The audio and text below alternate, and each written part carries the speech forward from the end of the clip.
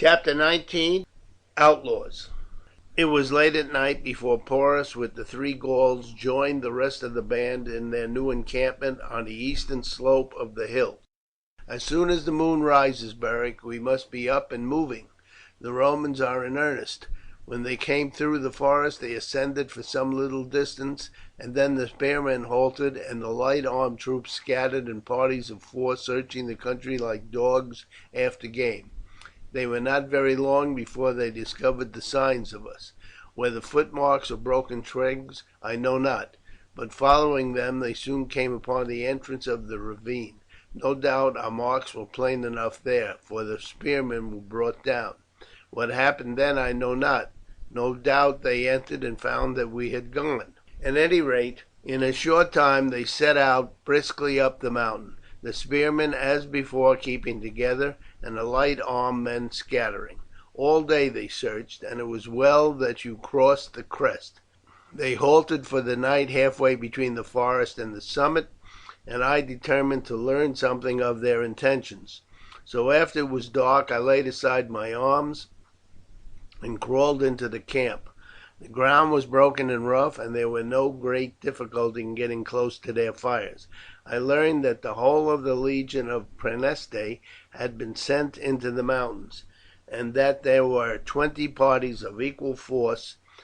They were but a mile and a half apart, and considered that they could search every foot of the ground for 30 miles along, and would assuredly discover us if we were still in this part. More than that, troops from Corfinium and Marrubium had started to search the eastern slopes, and between them they made sure that they should catch you. Now that they had found, by the heat of the earth where our fire had been, that we must have been there but an hour or so before their arrival. "If that is the case we must make our way to the south at once," Beric said. "It is well indeed that we decide to retreat without fighting, for had we retired closely pursued by their archers, their shouts would certainly have been heard by some of the other parties.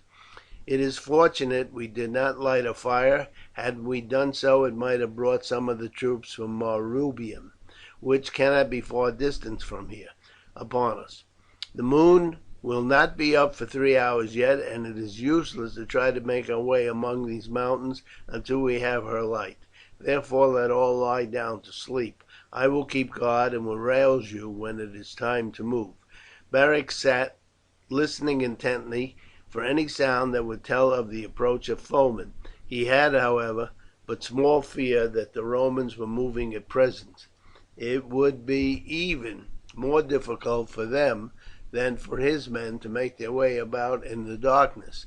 Besides, the day must have been an extremely fatiguing one for them. They had doubtless started long before dawn, had had to climb the mountains, and had been all day on their feet. They would scarcely recommence the search before morning. Easy on this score, his thoughts turned to Rome. That Aemilia had gained the shelter of the catacombs he had no doubt, and he wondered how she fared there among the Christian fugitives. As to Norbanus, he had but slight hopes of ever seeing him alive. Nero's vengeance always extended to the families of those who offended him, and Norbanus would certainly be held responsible for the flight of Aemilia. He thought it indeed probable that as soon as Aemilia left, Norbanus would have called his friends together, and having opened his veins would die as Piso had done, discussing philosophy with them. As soon as the moon was fairly up he aroused his companions, and they started along the hillside. It was difficult work making their way on, now descending into a deep ravine, now climbing a rugged slope, now passing along a bare shoulder. There was no pause until day broke, when they descended into a gorge and lay down among some clumps of bushes, one man being sent half a mile down, while 2 others were posted on each side of the ravine. They had good reason for hope, however, that they had got beyond the point to which the searching parties would extend on the eastern side of the hill. The day passed without alarms, although the sentries above more than once heard the sounds of distant trumpets. As soon as the sun set they continued their way, halting again until the moon rose, and then keeping south until daybreak. They were sure now that they were far beyond the parties of Romans, but after a few hours' sleep they again pressed on, and at night lighted their fires and prepared for a longer stay. But the orders of Nero were so imperative that the troops, having thoroughly searched the mountains at the point where they had ascended them, united, and also moved south in a long line extending from the summit of the hills to the lower edge of the forest, and after 2 days' halt the fugitives again moved south and continued their journey until they found themselves among the wild and lofty hills of Britannia. But their numbers had swollen as they went, for the other fugitive bands among the hills were also driven south by the advance of the Romans, and it was a miscellaneous body of gladiators, escaped slaves, and malefactors, in all over 500 strong, that crossed the mountains into Britannia. There was a general wish among them that Beric should take the command of the whole. This, however, he absolutely declined to do, upon the ground that it was impossible for so large a body of men to keep together, as there would be no means of feeding them. Scattered about they would find an ample supply of meat from the wild goats, boars, and semi-wild swine, but together they would soon scare away the game. From among the gladiators, however, he picked out sufficient men to raise his own force to 100 strong, and, separating from the rest, he led them, guided by a charcoal burner, to one of the wildest and most inaccessible points in the promontory. Here they were safe from pursuit. Bruttium, now called Calabria, is a chain of rugged hills, at that time thickly covered with wood, and although it was possible fairly to search the Apennines in the centre of Italy with 6,000 or 7,000 men, a large army would fail to find a band of fugitives in the recesses of the mountains of the south. On the evening of their arrival at the spot they determined to make their headquarters, Beric held a sort of council of war, the whole of the band, as was the custom both in Gaul and Britain, joining in the deliberations. "So far," Beric began, "we have retreated without fighting. Rome cannot complain that we have been in insurrection against her. We have simply acted as fugitives. But as there is nowhere else whither we can retire, we must turn upon them if they again pursue us. We must then regard this as our abode for a long time, and make ourselves as comfortable as we can. Huts we can erect of the branches of trees. The skins of the goats we kill will provide us with bedding, and if need be with clothing. Meat will not fail us, for should game become scarce we can buy goats and sheep from the shepherds who come up with their flocks and herds from the villages by the sea. But besides this we need many things for comfort. We must have utensils for cooking, and drinking cups, and shall need flour and wine. We must therefore open communications with one of the towns by the sea. This is the great difficulty, because of all things I fear treachery. For nigh a year we fought the Romans at home, and could have fought them for 20 more had we not been betrayed and surrounded. Of that there will always be a danger. I have gold, and shall always pay for what we require, but the other bands among these hills will not be so scrupulous, and as, indeed, they will be forced to take food, they will set the inhabitants against us, and the Romans would have no difficulty in finding guides among them. So long as we keep ourselves far apart from the rest we are comparatively safe, but none of the natives must know of our hiding place. Can anyone propose a good plan for obtaining supplies?" There was silence for some time. These men were all good for fighting, but few of them had heads to plan. At last Porus said: "We are, as our guide tells me, but 2 hours' journey from the hills whence we may look down upon the gulf dividing Britannia from Sicily. The lower slopes of these hills are, he says, closely cultivated. There are many small villages some distance up on their sides, and solitary farms well nigh up to the crest. It seems to me that we should use one of these farmers as our agent. He must be a man with a wife and family, and these would be hostages. If we told him that if he did our bidding he would be well rewarded, while if unfaithful we would destroy his farmhouse and slay his wife and children, I think we might trust him. 2 or 3 of us could go down with him to the town on the seashore, dressed as men working under him, and help bring up the goods he purchases. The quantity might excite suspicion that he always go to the same place for them, but he need not always do this. If we found it impossible to get enough by means of one man, we might carry out this plan with 3 or 4 of them. None of these men need know the direction of our camp. It would suffice that the wine and flour were brought to their houses. We could always send a strong party to fetch them thence as we require them. I do not think we can hit on any better plan, Porus." And as there were a murmur of assent he continued, "I propose, my friends, that we appoint Porus the head of our victualling department, and leave the arrangements to him entirely." The point was settled. The next morning Porus, taking 3 of the gladiators who most resembled the natives in appearance, started on his mission. He was completely successful. The farmers on the upper slopes of the hills lived in terror of the banditti among the mountains, and one was readily induced by the offer of a reward for his service and of freedom from all molestation to undertake the business of getting up corn and wine. Henceforth supplies of these articles were obtained regularly.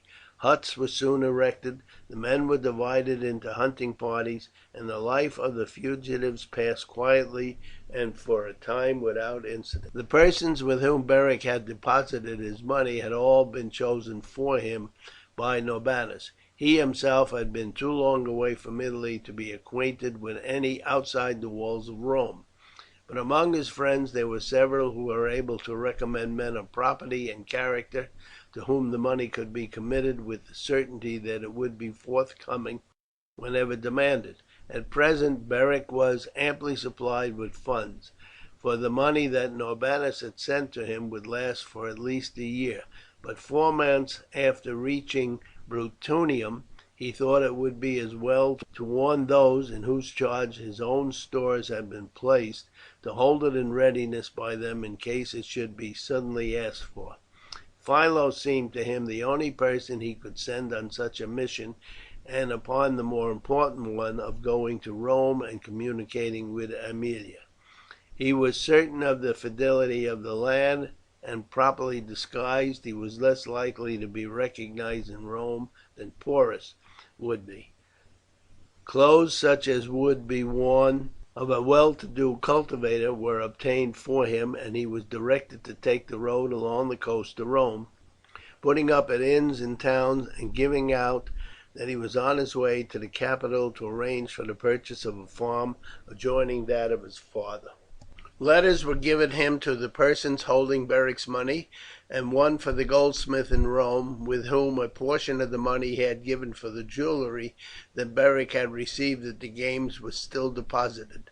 This letter was not to be delivered until he had been to the catacombs and seen Aemilia. Although Scopus had spoken very highly of the man, it was possible that he might, to gain favour with Nero, hand over Beric's messenger to him.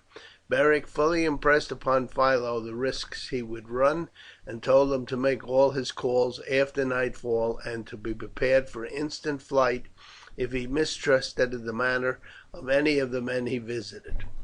"Do not be afraid, Beric," Philo said. "I will not be taken alive.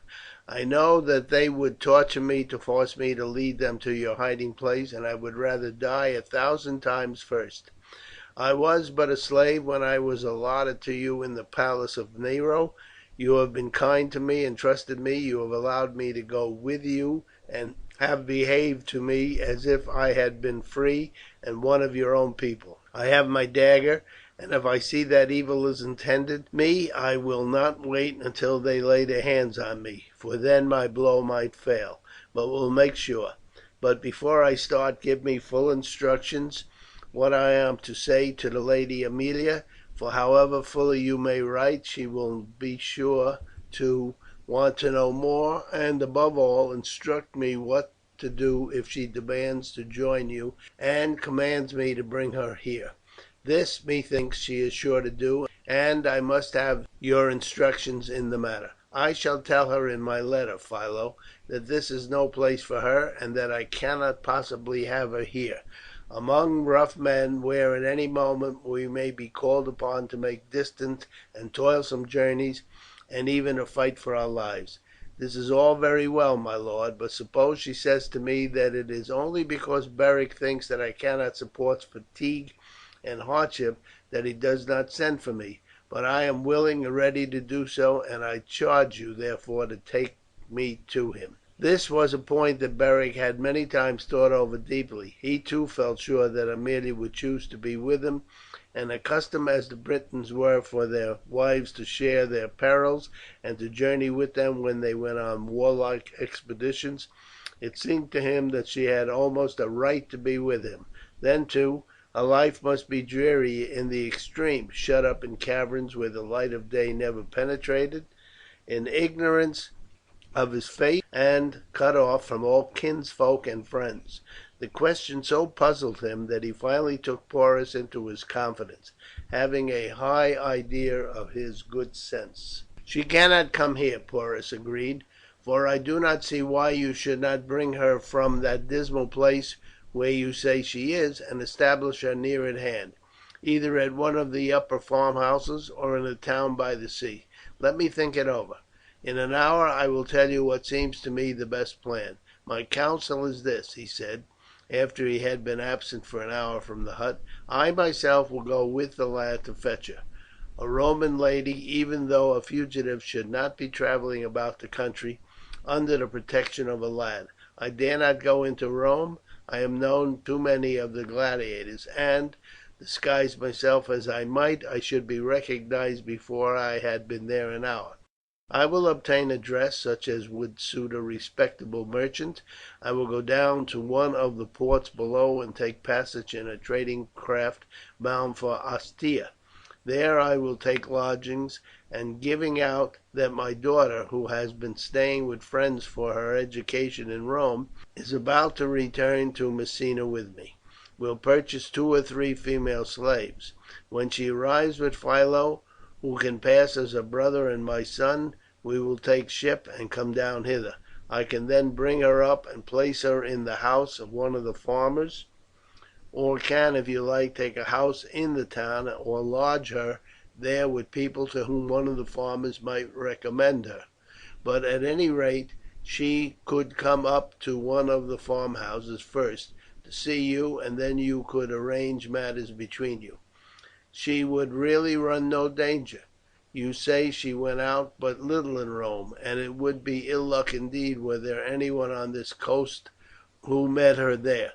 If it were not for your preposterous height, your yellow hair and blue eyes, there would be no difficulty about the matter at all, for you have had but to cross the straits into Sicily, to buy a small property there, and to settle down quietly. But it is impossible with your appearance to pass as one of the Latin race. Besides," Beric said, "I could not desert my comrades. Whatever their lot may be, mine must be also. If we are ever to escape, we must escape together. But for the rest, I think your plan is a good one, Porus, and thank you heartily.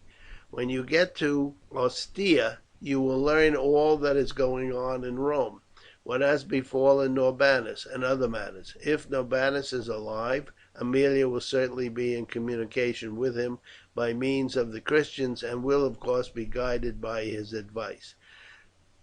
The next day Porus and Philo set out together. 3 weeks passed, and then one morning Philo entered the camp. "All has gone well, my lord.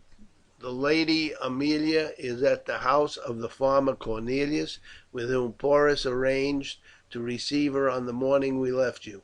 She has sent no letter, for there was no writing materials in the house, but she awaits your coming." Beric hastened away at once, accompanied by the lad, who, by the way, gave an account of the journey.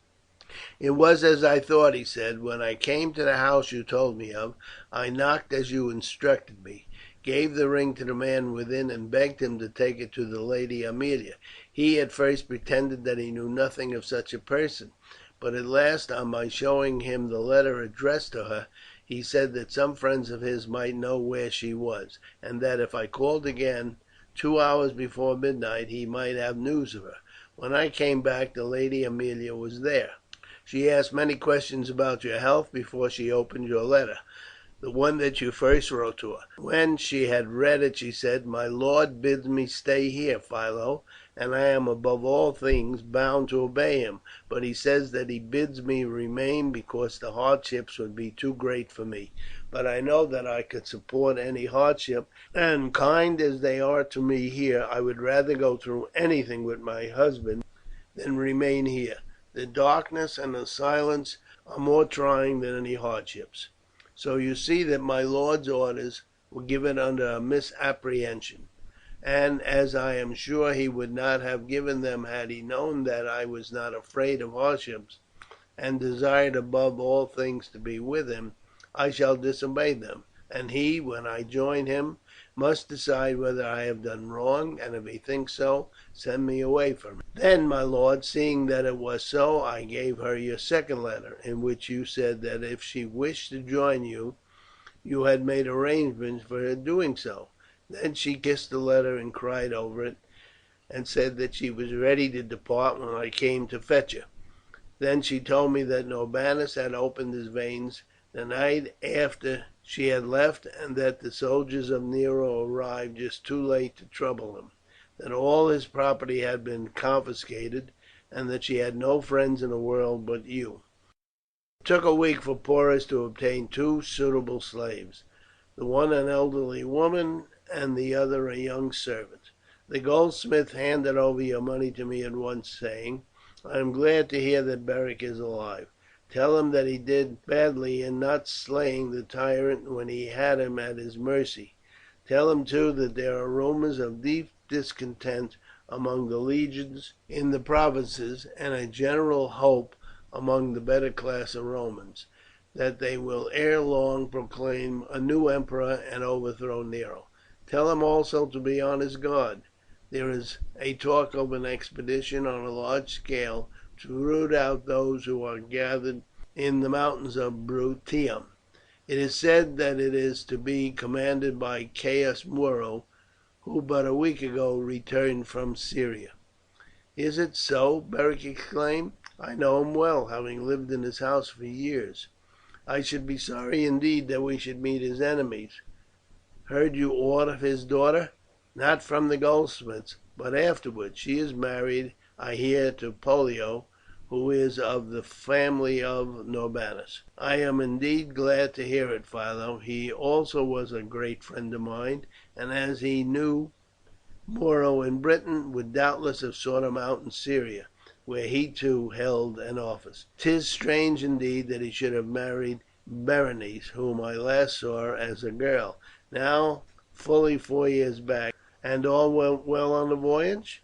"Well indeed, my lord. I took the Lady Aemilia down to Ostia in a carriage with closed curtains. She stayed 2 days in the place Porus had hired, and none suspected on the voyage that she was other than his daughter." "And how is she looking, Philo?" "At first, my lord, she was looking strangely white, and I feared that her health had suffered, but she said that it was dwelling in the darkness that had so whitened her, and indeed the sun during the voyage had brought colour back to her cheeks, and she is now looking as she used to do when I carried letters to the house from Nero's palace." Once arrived at the brow of the hill looking down upon the straits of Messina, Beric's impatience could be no longer restrained, and he descended the slope with leaps and bounds that left Philo far behind.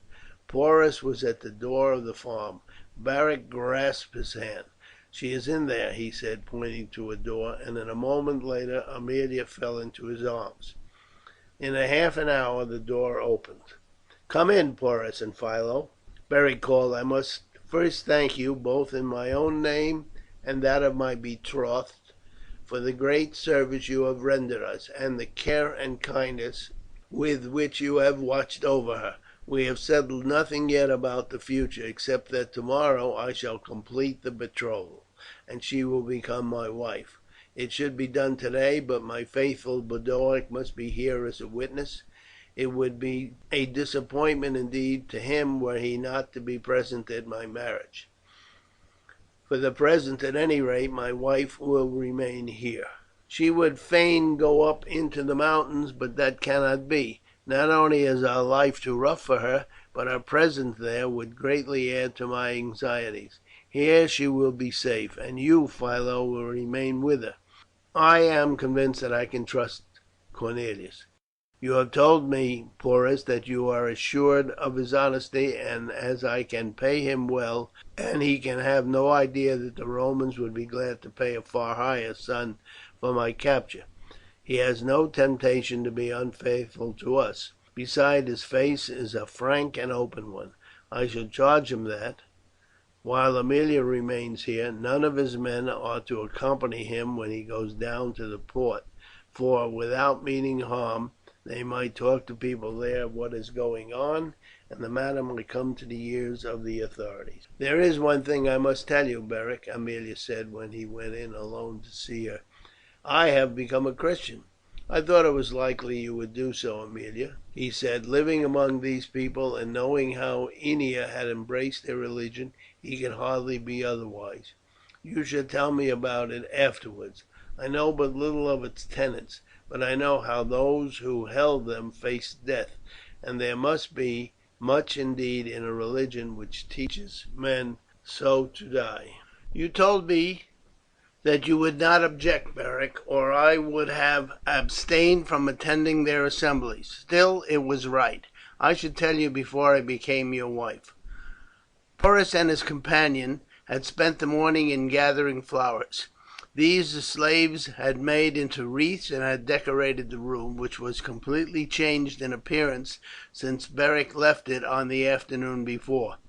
The roughly built walls were hidden by rich hangings. The floor was covered with matting, on which were placed thick rugs woven in the east. 2 or 3 carved couches were placed against the walls, and as many small tables on tripod legs stood beside them. The farmer and his wife were called in, and in their presence and that of his 3 followers Beric performed the simple ceremony of a Roman marriage, consisting only of taking Aemilia's hand in his, and declaring that, in conformity with the conditions of the pact before made and signed, and with the full consent and authorization of her father, he took her to be his wife. Beric remained 3 days down in the cottage, and then rejoined his band. A few days later a messenger came in from one of the bands at the other side of the promontory of Bruttium, saying they had obtained news that preparations were being made at Sybaris for the landing of a very large body of troops, and that it was said to be the intention of the Romans to make a great expedition through the mountains and entirely exterminate the outlaws. "They would have left us alone," Beric said bitterly, "if it had not been that you made yourselves scourges to the country, pillaging and ravaging the villages among the hills and slaying innocent people." "We are obliged to live," the man said. "Rome has driven us into the mountains, and we must feed at the expense of Rome." Beric was silent. He felt that had he himself not had means, his own bands would have also taken to pillage. The men who took to the hills regarded themselves as at war with Rome. Rome sent her soldiers against them and slew every man captured. She hunted them like wild beasts, and as wild beasts they had to live at her expense. Beric was not in advance of the spirit of his time. It was the custom in war to burn, destroy, and slay. That as Rome warred with them they should war with Rome seemed natural to every fugitive in the hills, and they regarded their leader's action in purchasing what he could have taken by force simply as an act of policy. Their own people had been slain by the Romans, they themselves doomed to risk their lives for the amusement of the Roman mob. If recaptured they would, like the followers of Spartacus, be doubtless put to death by crucifixion; that under these circumstances they should be in the slightest degree influenced by any feeling of pity or humanity towards Romans would, if suggested to them, have appeared supremely ridiculous. Beric felt then that for him to say any further word of blame would only have the effect of causing him to be regarded with suspicion and dislike, and would lessen his own influence among the mountain bands. He therefore said, "That you should take what is necessary is not blamable. Against it I have nothing to say, but it was to the interest of all of us that nothing more should be taken. Rome would not have been stirred to send an army against us merely by the complaints of peasants that some of their goats and sheep had been driven off or their granaries emptied. But when it comes to burning villages and slaughtering their inhabitants, and carrying fire and sword down to the seashore, Rome was roused. She felt her majesty insulted. And now we are going to have a veritable army invade the mountains. It is no longer viewed as an affair of brigands, but as an insurrection. However, there is no more to be said. The mischief is done, and we have now only to do our best to repel the invasion. Tell your leaders that tomorrow morning I will set out and join them, and will with them examine the country, mark the lines by which the enemy are likely to advance, decide where obstacles had best be erected, and when the first stand should be made. It may be weeks yet before they come. Roman armies are not moved as quickly as a tribe of mountaineers."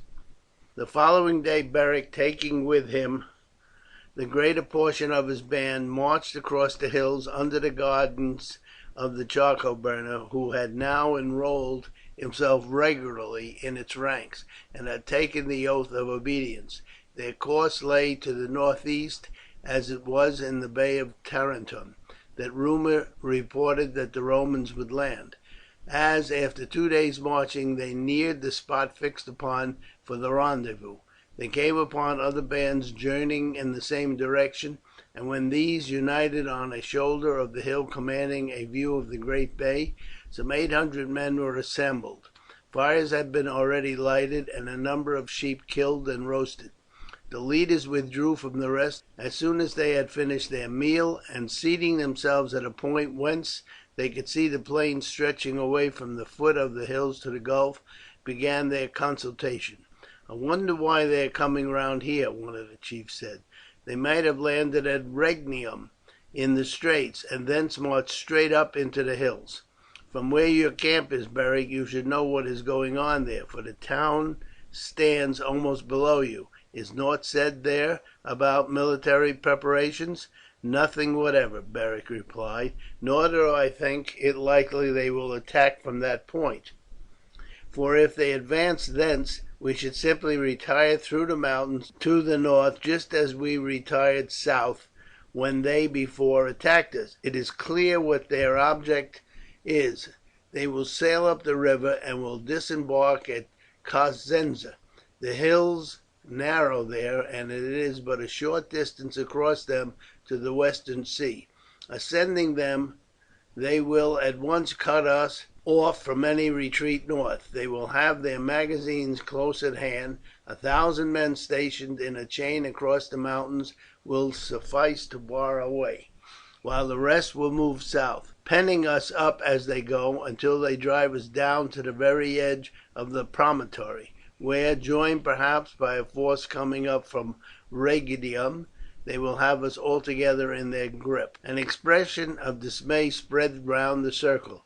They had thought that the Romans would but march straight through the mountains, in which case it would be easy to evade them, but they saw at once that by the erection of a chain of permanent posts across the hill from Cosenza they would be completely hemmed in, and must sooner or later be hunted down. "Then you think their only chance is to move to the mountains north of Cosenza before they land, Beric?" "I do not say that," Beric replied. "To begin with, we are not going to remain passive and allow ourselves to be driven like a flock of sheep into the hurdles.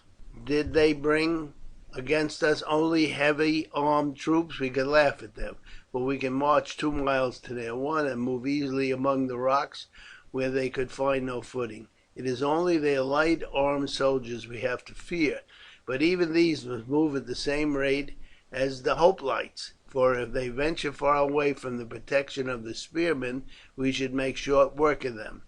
We have over 1,000 fighting men in these mountains, and each one of us in close conflict is a match for at least 3 of their light armed men. In the plains, of course, we should suffer greatly from their missiles before we came to a close conflict, but among these woods and precipices we could fall on them suddenly, and be in their midst before they have time to lay arrow to bow. Therefore, you see, the Romans can move but slowly among the hills, and we will soon teach them that they dare not scatter, and even 12,000 men do not go for much among these mountains, extending some 70 miles from Cosenza to Rhegium, and from 10 to 20 miles across. "How about food?" one of the others asked. "In what respect we shall be far better off than they would. We shall really have no difficulty about food. It would need 20 legions to form a cordon along the slopes of these hills on both sides, and we can, while opposing the Romans, always detach parties to make forays down into the plain and drive off sheep, goats, and cattle. Besides, among the lower forests there are herds of swine pasturing, which will be available for our use. The question of food will be of no trouble to us, but on the other hand it will be a vast trouble to the Romans. Every foot that they advance from their magazines at Cosenza their difficulties will increase. They must make roads as they go, and their convoys will always be exposed to our attacks. Very large bodies of men must otherwise be employed in escorting them. They may form depots at the foot of the hills as they advance, but even then their difficulties will be prodigious. I should propose to fight them as we fought them in the swamps of my native land, to harass them night and day, to wear them out with false alarms, to oppose them in the defiles, to hurl down the rocks on them from the precipices, to cut off their convoys, and fall upon their camps at night until they lose all confidence in themselves, and dare only move hither and thither in a solid body. Not until they have destroyed the whole of the forest between Cosenza and Rhegium, and made roads everywhere across the mountains, ought they be able to overcome us. It will be time enough to think of retiring then. By descending the western slopes a long night march would take us north of Cosenza, and we could then take to the hills again, or we could descend upon the coast near Rhegium at night, seizing a fishing village, embark in its boats and cross the strait, and before the morning be among the mountains of Sicily, which are so vast and far stretching that operations which, though possible, are difficult here, could not probably be carried on against us." Beric's words were received with enthusiastic approval. Before, all had dispirited and thought ready to fight to the last had deemed that the resistance could be but short and their fate certain. Now they saw before them a veritable war, in which they could hope to defend themselves successfully, and if beaten here, escape to renew it elsewhere, and which promised them an abundant opportunity for encountering the Romans. This was what they most longed for. Not one there but hated Rome with a bitter hatred, as the author of unnumbered woes to their tribes, their families, and themselves. Death had no terrors whatever to these men, so that they could die fighting with Romans. Rising to their feet, they returned with exulting shouts to their comrades. Chapter 20: Mountain Warfare. The gladiators sprang to their feet as their leaders returned to them, and eagerly questioned them as to the news that had so reanimated them. But they only replied, "Beric will tell you," and Beric was obliged to mount a rock near the spot where they had been feasting, and to repeat to the whole of the assembly his plan for the campaign against the Romans. Loud shouts greeted his speech, the Gauls and Britons clashing their swords against their shields as was their custom, and the others signified their approval each after the manner of their country. "Beric is our leader! Beric is our leader!" they shouted. "We will follow him to the death." When the tumult had subsided, Beric raised his hand for silence. "I am willing to accept the leadership," he said, "but if I must lead, I must be obeyed. In a warfare like this everything depends upon the orders of him who commands being carried out promptly and without question. I only accept the command because, although younger than most of you, I have already fought the Romans often and successfully. Each of you will remain under your respective chiefs, who will act as my lieutenants, and all must be ready to sacrifice their own wishes and their own opinions to the general welfare. Those whom I order to fight will fight. I know those whom I tell off to fell trees, to raise obstacles, or to pile stones on the edges of precipices must labour with equal zeal, while those who are dispatched to drive up cattle or to guard them until needed in the forest will know that their turn for active fighting will come in good time. The man who disobeys me dies. It is only by acting as one man and under one leader that we can hope to resist successfully. You are free men, and may consider it humiliating thus to obey the orders of another, but the Romans are free men too, and yet they submit to the severest discipline, and, without the slightest question, obey the orders of their general. So it must be here. If all are disposed thus to follow me, I accept the command. Let those who cannot so submit themselves withdraw and fight in their own fashion. They shall be free to depart, none harming them." A great shout followed the conclusion of Beric's speech, and the whole of those present lifted up their hands and swore implicit obedience to him. The next few days were spent in making a careful examination of the mountains above Cosenza, and fixing upon the points where an active resistance could be best made. "We must have missiles," Beric said one day when his lieutenants were gathered round him. "We will not begin the war until the Romans do so, but we must have weapons. Boduoc, you will tomorrow take the whole of my band and descend to the plain. Fall upon the town of Castanium at daybreak. The bands of Victor and Marsus will accompany you, and will be also under your orders. My orders are strict, that no one is to be injured unless he resists. Tell the inhabitants that we wish them no harm. Ransack the armourers' shops for arrow and javelin heads, and search all the private houses for weapons. Also bring off all the brass, copper, and iron you can find, with every axe head and chopper in town. We can erect charcoal furnaces here, similar to those we used at home, and so provide ourselves with an ample store of missiles. Bring off from the carpenters' shops any seasoned wood you can find suitable for making of bows. Touch no gold or silver ornaments of the women. The metals are useless to us here. Neither take garments nor spoil of any other kind. I would show them that, until driven to it, we are not the foes of the people at large. Above all, frighten no woman. Let them see that we, though gladiators and outlaws, are as well disciplined and as humane as their own soldiery." Accordingly, at sunset Boduoc marched away at the head of 200 men, and returned to the mountains late on the following afternoon with a large store of arms and metal, Beric's orders having been scrupulously carried out. "You should have seen the wonder of the people," Boduoc said to him, "when they saw that we meant them no harm, and that we touched neither person nor goods save in the matter of arms. They gave us their best to eat, and many even accompanied us some distance on our return, overjoyed with the clemency we had shown the town.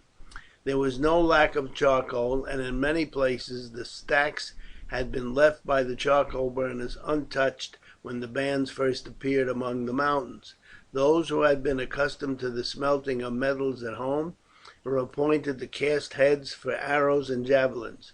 Others cut down and split up tough wood and fashioned the shafts.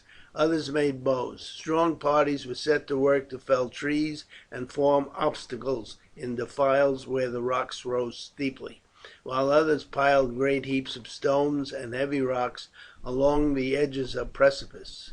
And yet there were no signs of the expected fleet, and when the preparations were complete, the bands again scattered, as it was easier so to maintain themselves in provisions, and, a party being left to watch for the arrival of the Roman legions, Beric returned with his band to his former station.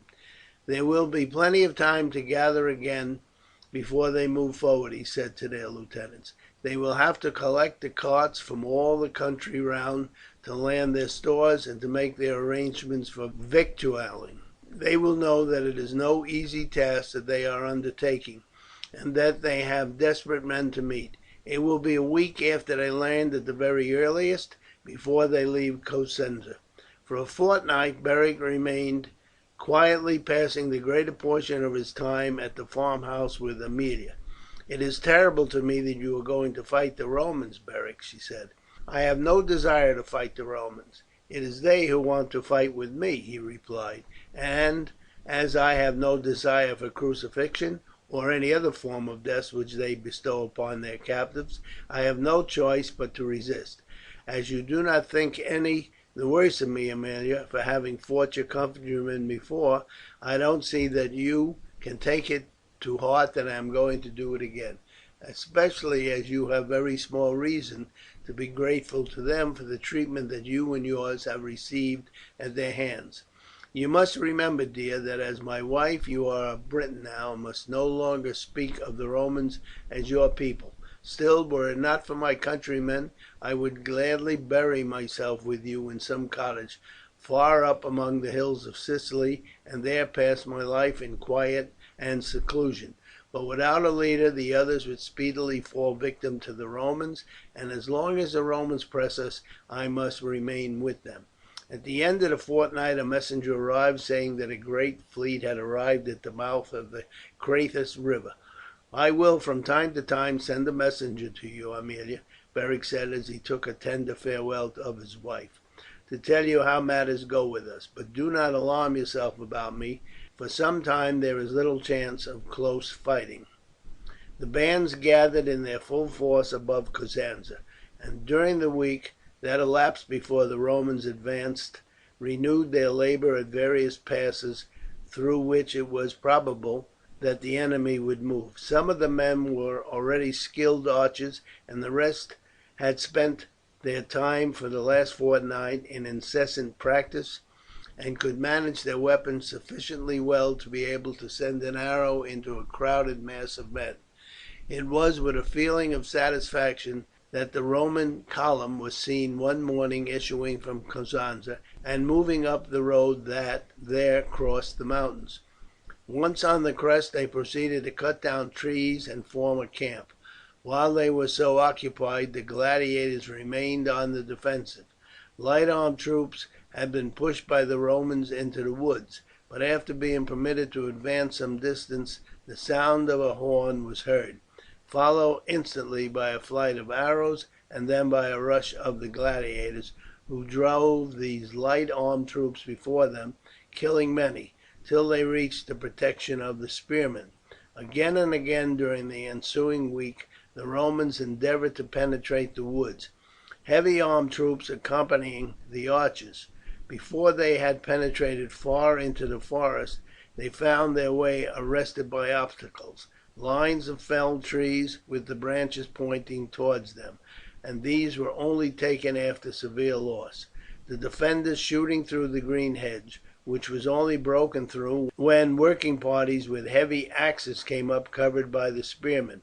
One party, pushing on incautiously, was suddenly attacked on all sides, and after pouring in their missiles the gladiators charged them, broke the ranks of the spearmen, and destroyed the whole party, 300 in number. After this the advance was delayed until the fortified camp was complete and stored with provisions. Then the Roman army moved forward, and was soon engaged in a succession of combats. Every valley and ravine was defended. Invisible foes rolled down masses of rocks among them, and a hail of arrows, and it was only when very strong bodies of archers, supported by spearmen, climbed the heights on both sides that the resistance ceased. The Romans halted for the night where they stood, but there was little sleep for them, for the woods rang with war cries in many languages. The sentries were shot or stabbed by men who crawled up close to them. At times the shouts became so threatening and near that the whole force was called to its feet to repel attack, but in the morning all was quiet. As before, they were attacked as soon as they moved forward. No serious opposition was offered to the columns of spearmen, but the light armed troops who covered the advance and formed a connection between the columns were exposed to incessant attack. The third day the Romans, after another disturbed night, again advanced. This time they met with no opposition, and as they moved cautiously forward wondered uneasily what was the meaning of this silence. Late in the afternoon they learned. They had advanced, each man carrying 3 days' provision with him. Beric, being aware that this was their custom, had during the night led his men some distance down the hillside, and making a detour occupied before morning the ground the Romans had passed over. At midday a great convoy of baggage animals laden with provisions came along. It extended over a great length and came in straggling order, the men leading their animals and making their way with difficulty through the thick trees. 500 Roman soldiers were scattered along the line. Suddenly the sound of a horn rose in the woods, and in an instant, at points all along the line of the convoy, strong bodies of men burst down upon them. In vain the Roman soldiers tried to gather in groups. The animals, frightened by the shouting and din, broke loose from their leaders and rushed wildly hither and thither, adding to the confusion.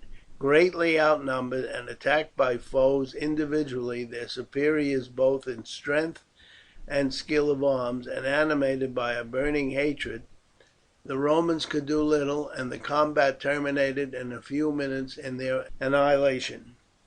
The men with the convoy were all killed, a line of gladiators having been posted through the woods, both ahead and behind it, before the attack began, so that no fugitives might escape either way to carry the news.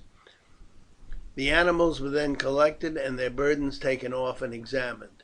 The flour was divided up into parcels that a man could easily carry on his shoulder, and a large number of skins of wine set aside.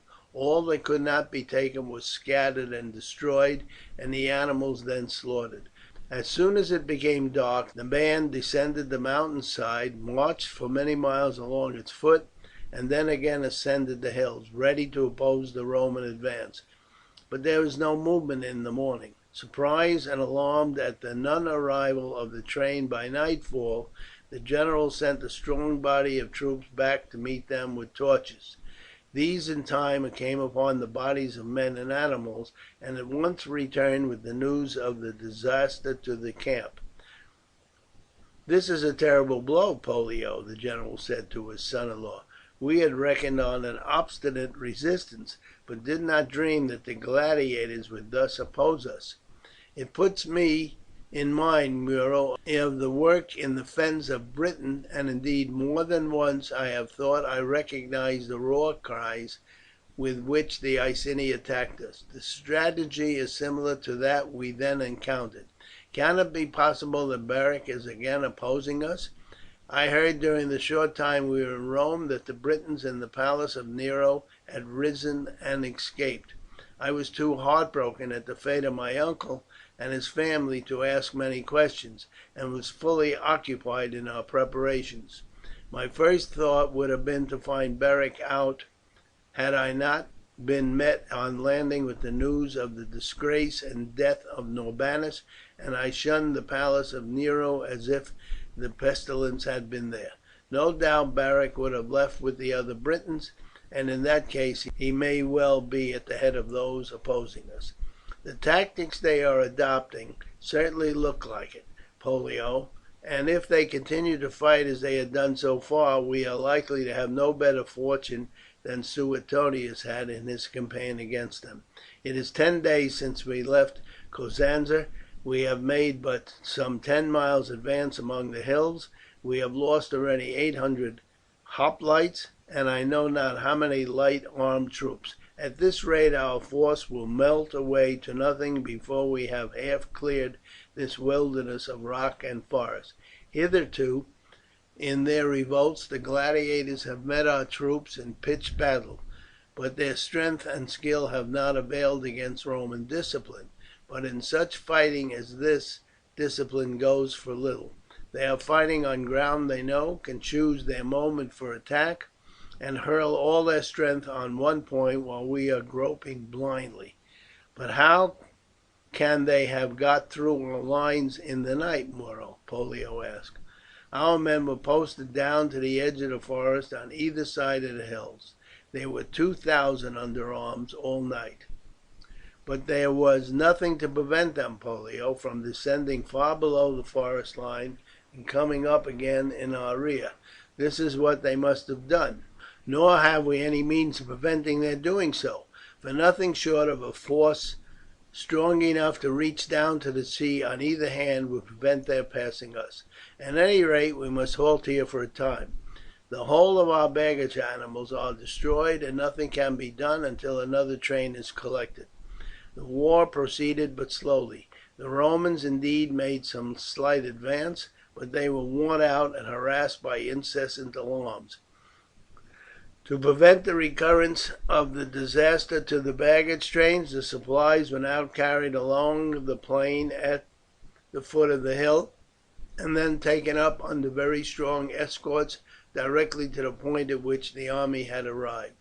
The soldiers, worn out and dispirited by constant alarms, became reluctant to advance unless in solid order, and in this way 5,000 men, taking 9 days' provisions with them, made their way through the heart of the hills till they reached the southern slopes, and the sea lay before them. But they occupied only the ground on which they stood, and their passage brought them no nearer to the end they desired. The fact that the army had made a passage right through the mountains was regarded as a triumph in Rome, and believing that the end was near, fresh reinforcements were sent to Muro to enable him to finish the campaign rapidly.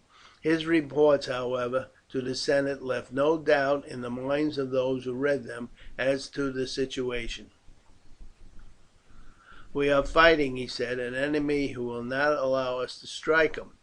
3 months have passed since I entered the mountain, and yet I cannot say that I am nearer the end than I was when I began. I have lost 3,000 men, of whom half are spearmen. The gladiators have suffered but slightly, for they always burst down in overwhelming numbers, slay and retire. At least 20 times my camps have been attacked, and although I have lost but one convoy, the difficulty and labour of victualling the troops is enormous. If the gladiators would but take to the plain we should annihilate them in the first battle. As it is they who select the ground for action, not we. The troops are utterly worn out and well nigh mutinous at what they consider a hopeless task. You ask me what had best be done. My own opinion is that we should retire from the mountains and establish the troops in camps near their foot, so as to restrain the gladiators from making excursions, and to fall upon them when hunger drives them to leave the mountains. Treachery may then do what force has failed to. Among such a body there must be traitors, and when the war is apparently ended we may, through shepherds or goatherds, open communication with them.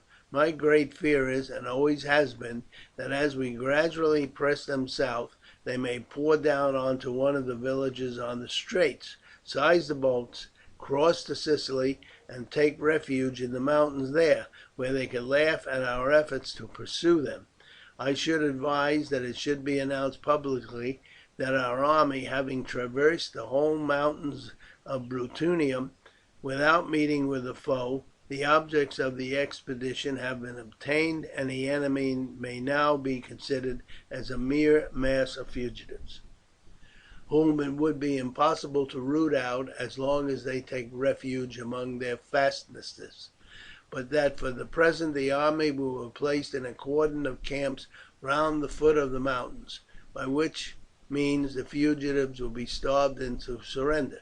If this course is not approved, I have but one other to suggest, namely that the whole of the population of southern Italy should be ordered to take part in the total destruction of the forest of Britannia. Every tree must be cut down to the level of the soil, every trunk and branch must be burned by fire. The task would be a tremendous one. The loss to the country around by the destruction of the forest, wherein their flocks of sheep and goats and their herds of swine find sustenance and shelter in winter, would be enormous. But thus, and thus alone, I am assured, can these bands of gladiators be rooted out. Muro's advice was taken, and the exulting gladiators beheld the troops descending from the mountains to the plains below. Their own loss had not exceeded 300 men, and their shouts of triumph rose high in the woods and reached the ears of the Romans retiring sullenly down the slopes. In a few days the plan of the Romans became apparent. The camp in the pass above Cosenza was still strongly held. 4 well fortified camps were established in the plains on either side of the hills, and Muro himself took up his post at Rhegium, where 2,000 legionaries were posted. The gladiators again broke up into bands, Beric returning to his former encampment to the delight of Aemilia. "You must not suppose that our troubles are over, Aemilia," he said. "We have indeed beaten them on our own ground, but we shall now have to fight against famine. The wild animals have already become scarce. You may be sure that the villagers will be allowed to send no more flocks or herds up into the hills to pasture, and before long it will be necessary to make raids for food. You will see that, emboldened by their successes, the men will become rash, may be cut off and defeated. As for us, there is no fear as long as we can pay for provisions. We shall be able to obtain them, for although there may be difficulty in obtaining regular supplies, now that the troops are on Rhegium, all these upland farmers and villagers will continue to deal with us, knowing that if they do not, we shall take what we need without payment, and perhaps burn their houses over their heads." It was not long, indeed, before Beric's predictions were verified. As soon as provisions became scarce, the bands on the other side of the mountains recommenced their forays on the villages, but from the Roman camps parties of soldiers were sent off after nightfall to the upper villages, and the marauders were several times surprised and almost exterminated. "We must be more and more careful," Beric said to Aemilia when he heard of one of these disasters. "The prisoners the Romans take will, under torture, tell all they know, and it will not be long before the Romans ascertain the general position of our encampment. The force will dwindle rapidly. In the last 2 months they have lost well nigh as many men as in the campaign in the mountains. More than that, I have seen several of the leaders who told me they had determined, seeing that starvation was approaching them here, to endeavour to pass between the Roman camps with their bands and regain the mountains beyond Cosenza, so as to establish themselves far north.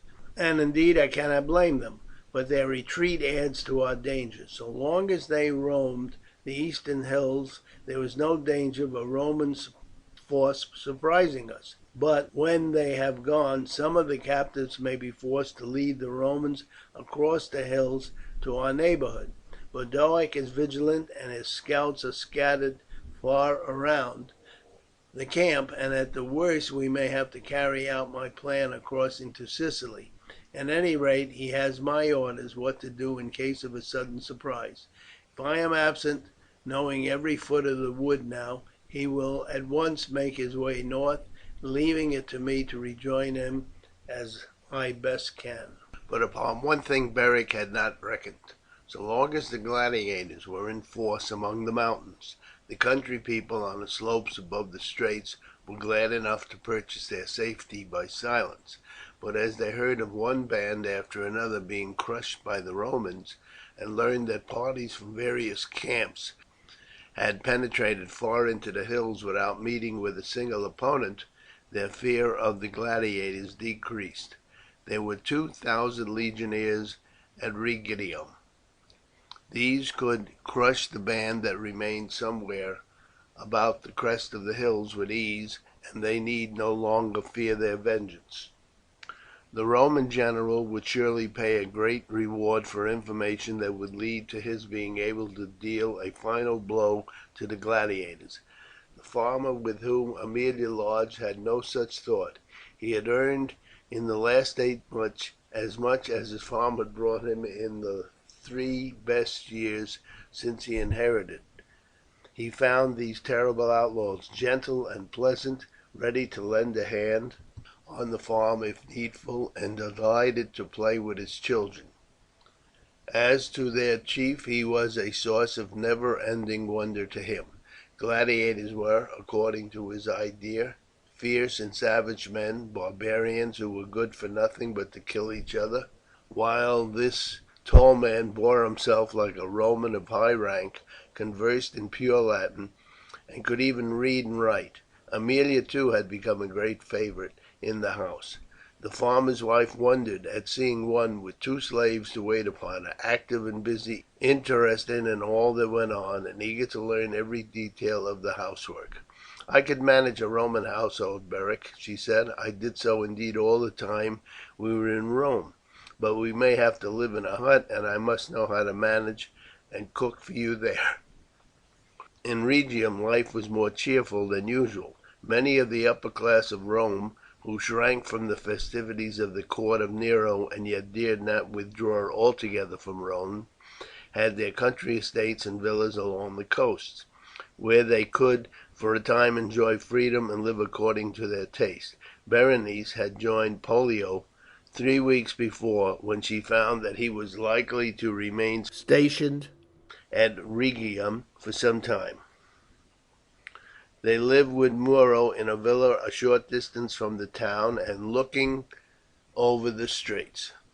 "I should feel perfectly happy there, Pollio," Berenice said one evening as she walked to and fro on the terrace with him, looking at the water in which the moonlight was reflected, bringing up into view the boats rowing here and there with pleasure parties, with music and lanterns. "If it were not for the thought of Beric, it is curious that he should be mixed up with both our lives.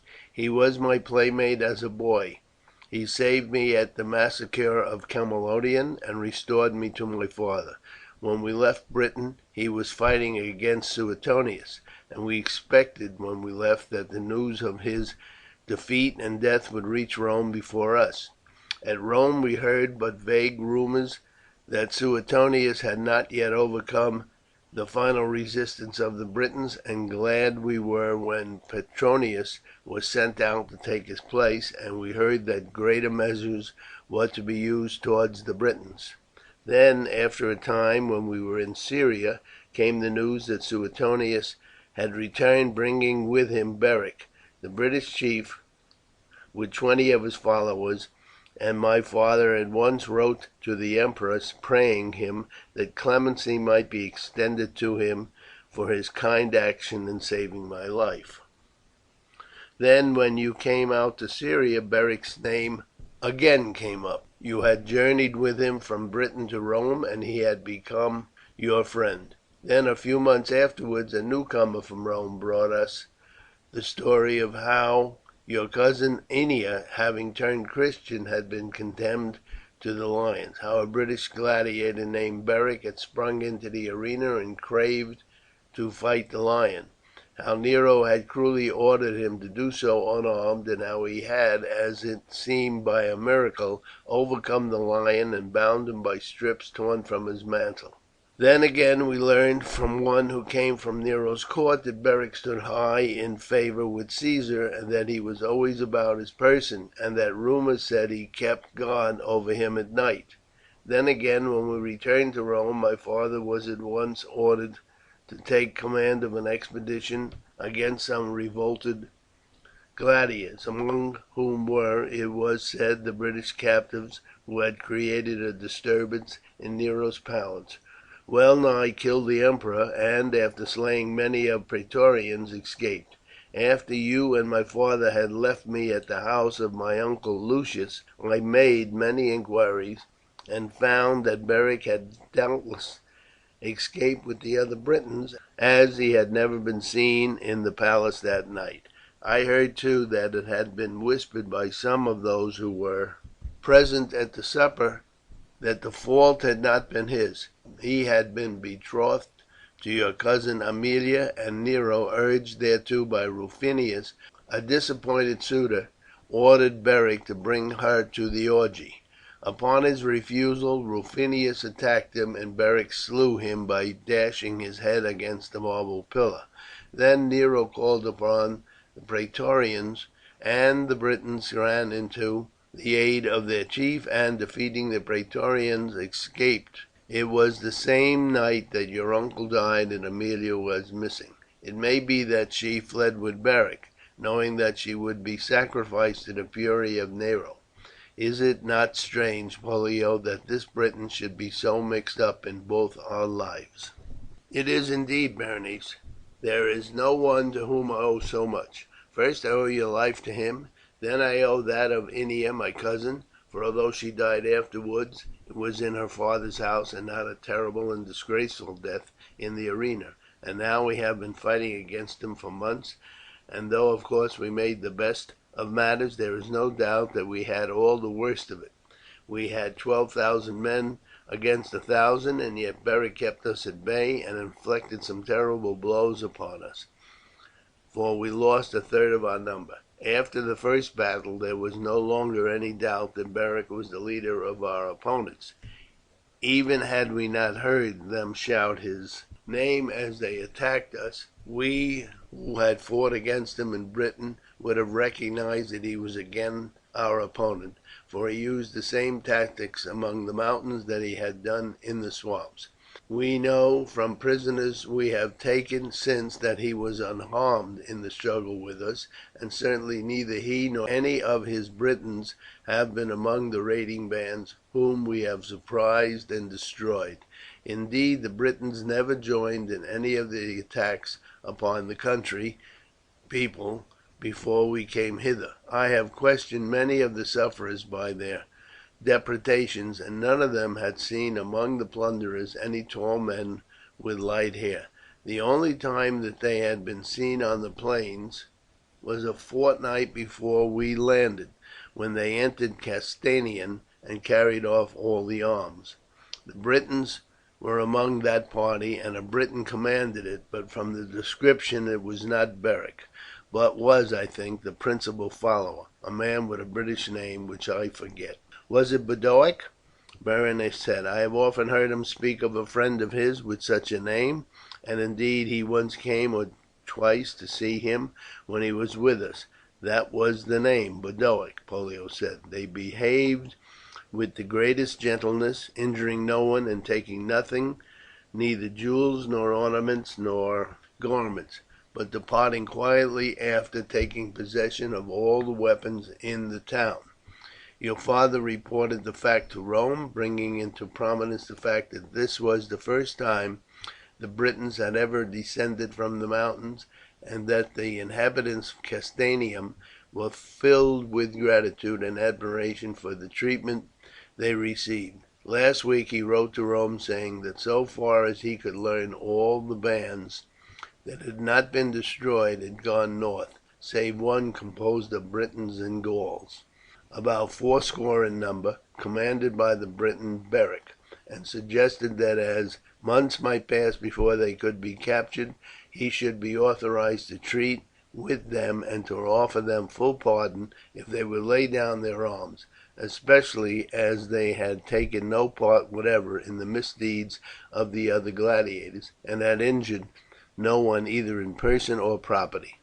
I know that it was a great disappointment to him, as well as to us, when the letter came yesterday saying that they were to be hunted down and destroyed, and that all not killed in fighting were to be crucified. But we had better go in, Berenice. The dew is beginning to fall." They entered the villa. The general was alone in the atrium. "Is anything the matter, father?" Berenice asked, as she saw that he looked disturbed. "Yes, Berenice. I have received news that as a Roman general ought to delight me, but with us as Caius Muro, your father and the father-in-law of Pollio, vexes me greatly." "What is it, father?" "A man arrived half an hour since saying that he had news of importance to communicate. He was brought in here. He told me he was a cultivator whose farm lay far up on the hillside. For upwards of a year he had, in fear of his life as he said, been compelled to sell food to the bandits in the mountains. He acknowledged that he had been well paid, and that he had no cause of complaint against them, but he now possessed a desire to do service to Rome, for which he evidently expected a handsome reward. I told him I could not bargain with him. He had aided the enemies of Rome, and by his own account his life was forfeited, seeing that for a year he had been trafficking with them instead of doing his duty and reporting their first visit to the authorities here. He said that he was not alone, and that most of the farmers high up on the hills had been compelled to do the same, and had kept silence, knowing that the brigands would have burned their houses and slain their wives and families had they reported aught against them to the authorities, and that indeed they were altogether ignorant of the position of the camp of the outlaws, beyond the fact that it was somewhere among the mountains. "What then have you to report?" I said angrily, for I hate to have to do with traitors. "It is this," he said. "For some months there have been living a lady, supposed to be the wife of the chief of the outlaws, at a farm next to mine, belonging to one Cornelius. The chief often visits her and stays there. 5 of his fellows live in an outhouse adjoining the farm, and one of these is always on guard night and day. The chief himself is a very tall young man, and is called Beric by his followers. 4 of them are also of his race, tall and very fair like him. There is also a youth who lives in the house. He belongs to the band, but appears to be a native of Rome. He sometimes comes down and makes purchases in Rhegium. The house cannot be approached from below without an alarm being given, owing to the strictness of the watch, but I could lead a body of troops high up above it, so as to come down upon the rear of the house and cut off all escape when another band comes up from below. I told him that his information was valuable, and that he was to come here tomorrow evening at 8 o'clock to lead a party of light armed troops up into the hills." "And you will send them, father?" Berenice broke in. "Surely you will not take advantage of this treachery?" "I have no choice but to do so," the general said gravely. "As a father I would give my right hand to save the man who preserves your life. As a Roman soldier my duty is to capture the outlaw Beric by any means possible. Pollio will tell you the same." Berenice looked at her husband, who stood in consternation and grief at the news. "Do you say this too, Pollio?" Pollio did not answer, but the general spoke for him. "He can say nothing else, Berenice. To a Roman soldier duty is everything, and were he ordered to arrest his own father and lead him to execution, he could not hesitate." "But I am not a soldier," Berenice began passionately. The general held up his hand suddenly. "Hush, Berenice, not a word farther. I am a Roman general. If you say one word that would clash with my duty I should order you to your chamber, and place a soldier there on guard over you. Now I will leave you with your husband," and the general left the room. "What do you say, Pollio? Will you suffer this man who saved your wife, who risked his life for your cousin, and is, as it seems, your cousin by marriage, to be foully captured and crucified?" "I am a soldier, Berenice. Do not tempt me to break my duty. You heard what your father said." Berenice stamped her foot. "Does your duty go so far, Pollio, that, like my father, you would place a guard at my door if I said aught that would seem to run counter to your duty?" "Not at all, Berenice," he said with a smile. "Say aught you like. I hear as a husband, but not as a soldier." "Well, that is something," Berenice said, mollified. "Well, Pollio, if you will not warn Beric of his danger, I will do so. Have I your permission to act as I choose?" "My full permission, dear. Do as you like. Act as you choose. You have beforehand my approval. If you fail, and harm comes of it, I will stand by you and share your punishment. But tell me nothing of what you would do beforehand. I trust you wholly, but for my sake, if not for your own, be not rash. Remember, if by any means it becomes known that you aided Beric to escape, both our lives are surely forfeited." "Thank you, Pollio," Berenice said, throwing her arms round his neck. "That is spoken like my husband. You shall know nothing, and I will save Beric." Chapter 21. Old Friends. Beric and Aemilia were sitting on the following day in the shade in front of the house, where Porus had erected a verandah of boughs to keep off the sun, when they observed a female peasant and an elderly man ascending the hill. They were still some distance down, and the man spoke to one of the farm men who was on his way down the hill. "They are coming this way," Aemilia said. "They have passed the point where the paths fork. She seems to find that basket she is carrying heavy, and no wonder, for it is a steep climb under the midday sun." Stopping once or twice to get a breath, the two peasants approached. "She is a good looking girl, Beric," Aemilia said.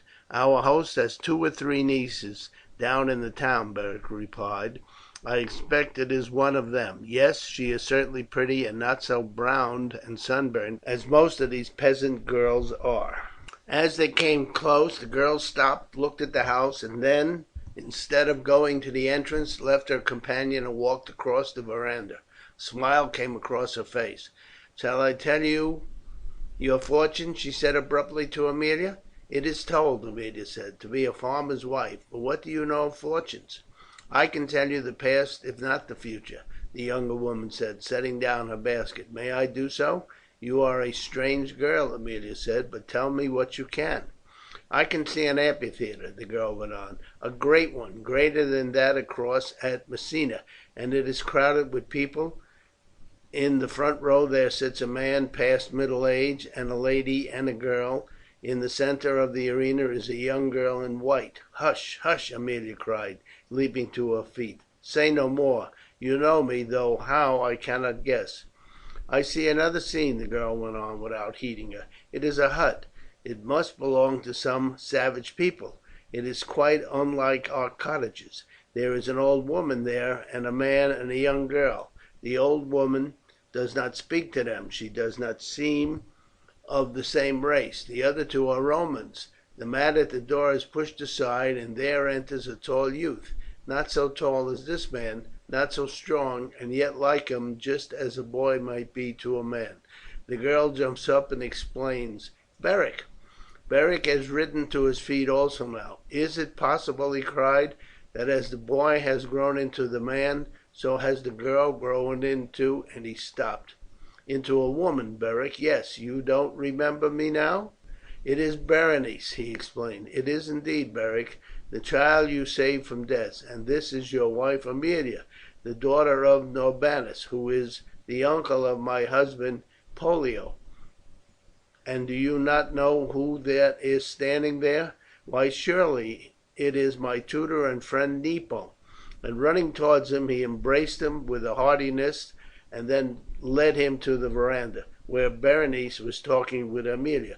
"But why are you thus disguised? And how did you know that Aemilia and I were here?" "We have come to warn you, Beric. You have been betrayed, and tonight there will be troops ranged along above the house to cut off your retreat, and a company of soldiers will advance from below straight upon the house. My father told me, I think, in order that I might save you, though as a Roman general he could do nought save his duty. Pollio, too, though he said he would willingly give his sanction, knows not that I have come hither.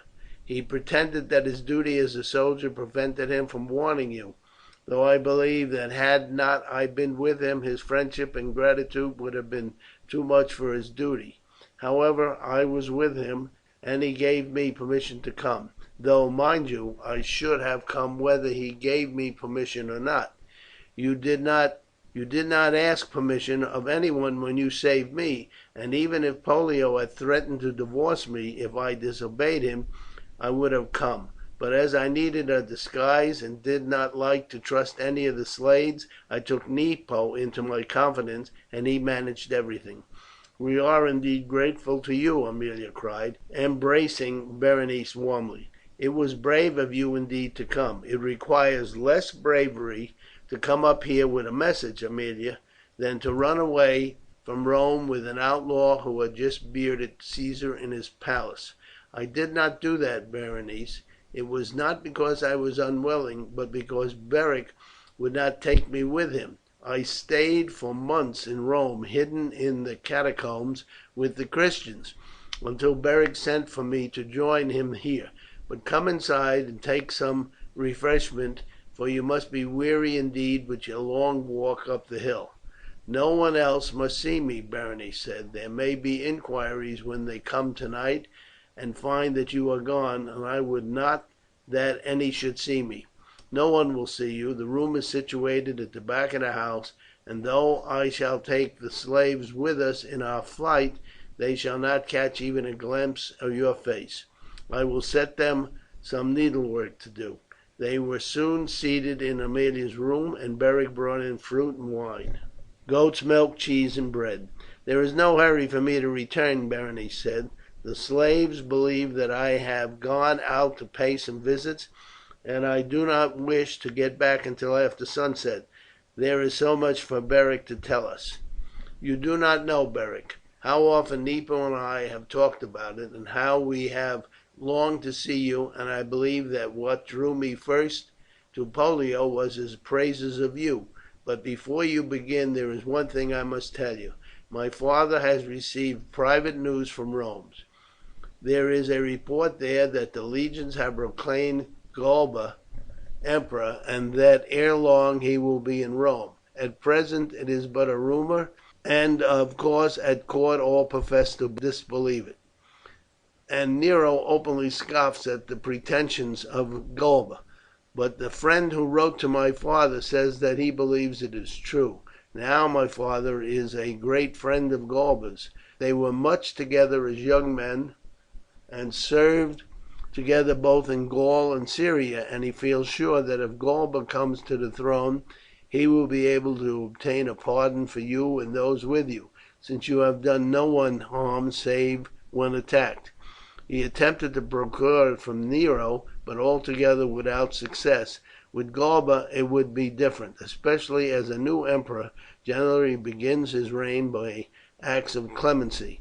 Now, as I have given you my news, Beric, do you tell us while we are eating the fruit everything that has happened to you since I last saw you at that hut."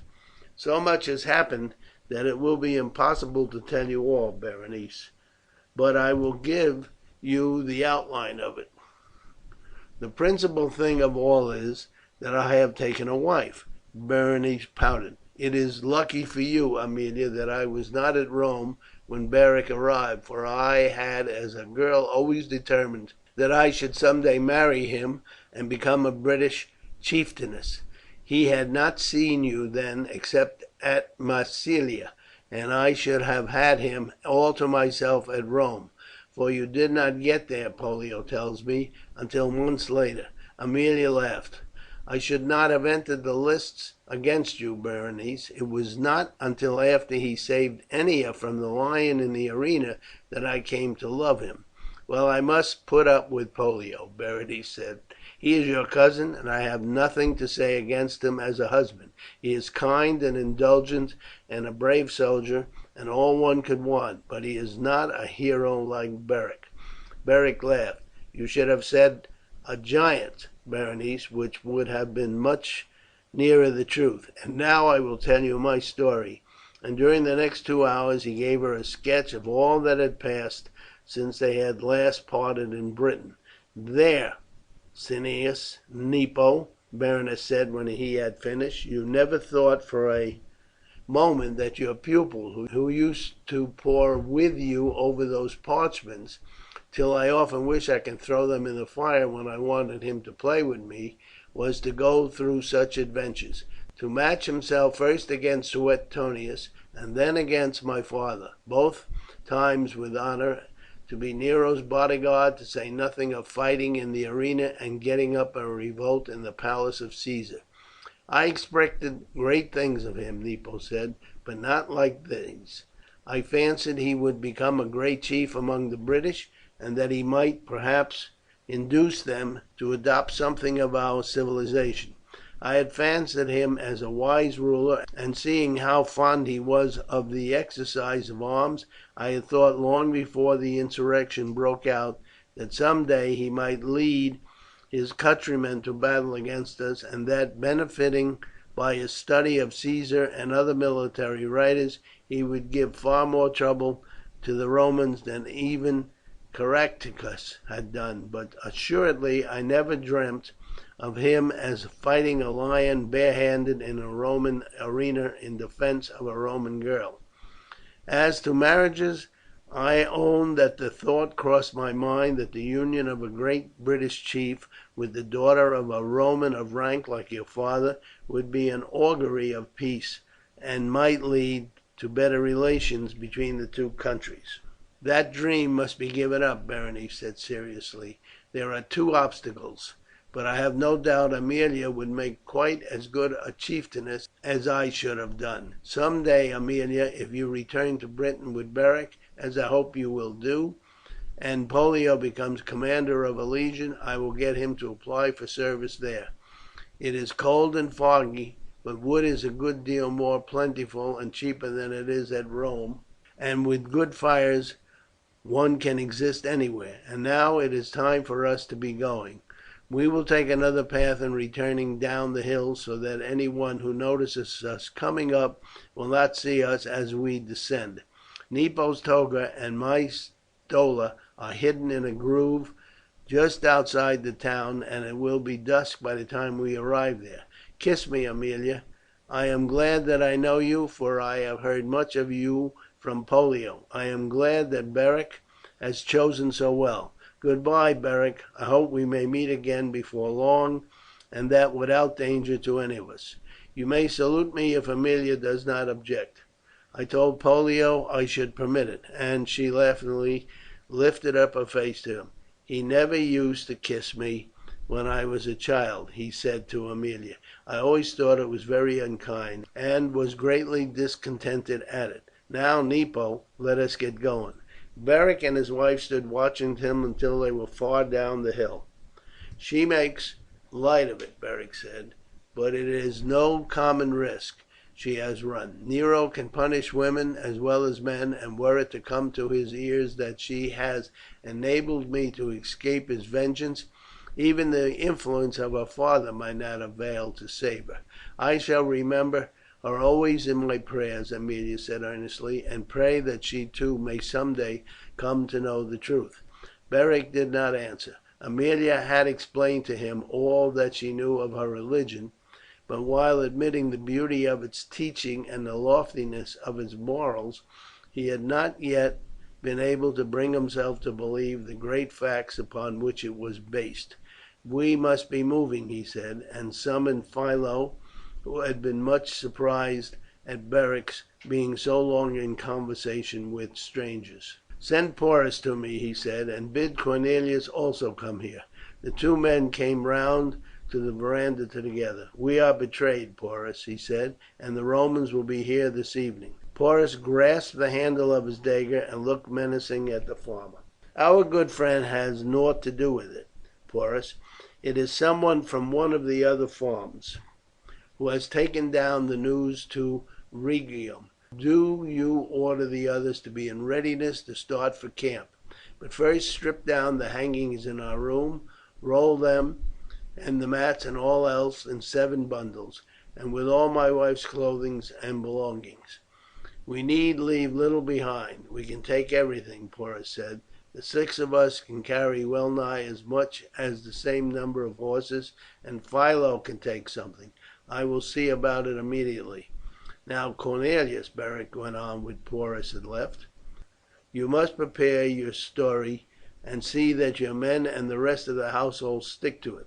you will be sharply questioned. You have only the truth to say, namely that some of my band came down here and threatened to burn your house and slay all in it unless you agreed to sell us what things were required. That, seeing no other way of preserving your lives, you agreed to do so.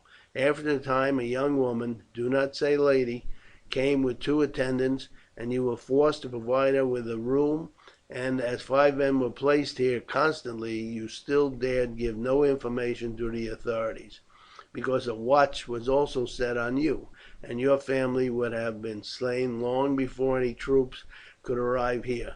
What you will be most closely questioned about is as to why we all left you today. They will ask you if anyone has been here. You saw no one, did you? No, my lord. I heard voices in your room, but it was no business of mine. Who was with you?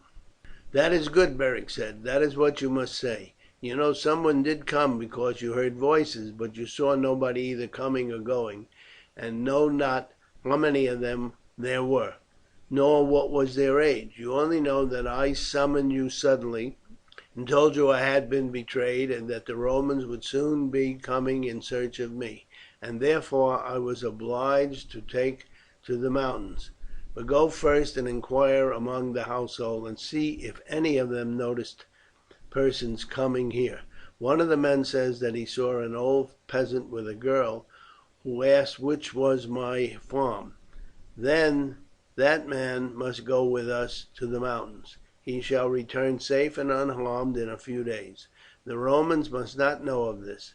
This is the one point on which you must be silent. On all others speak freely.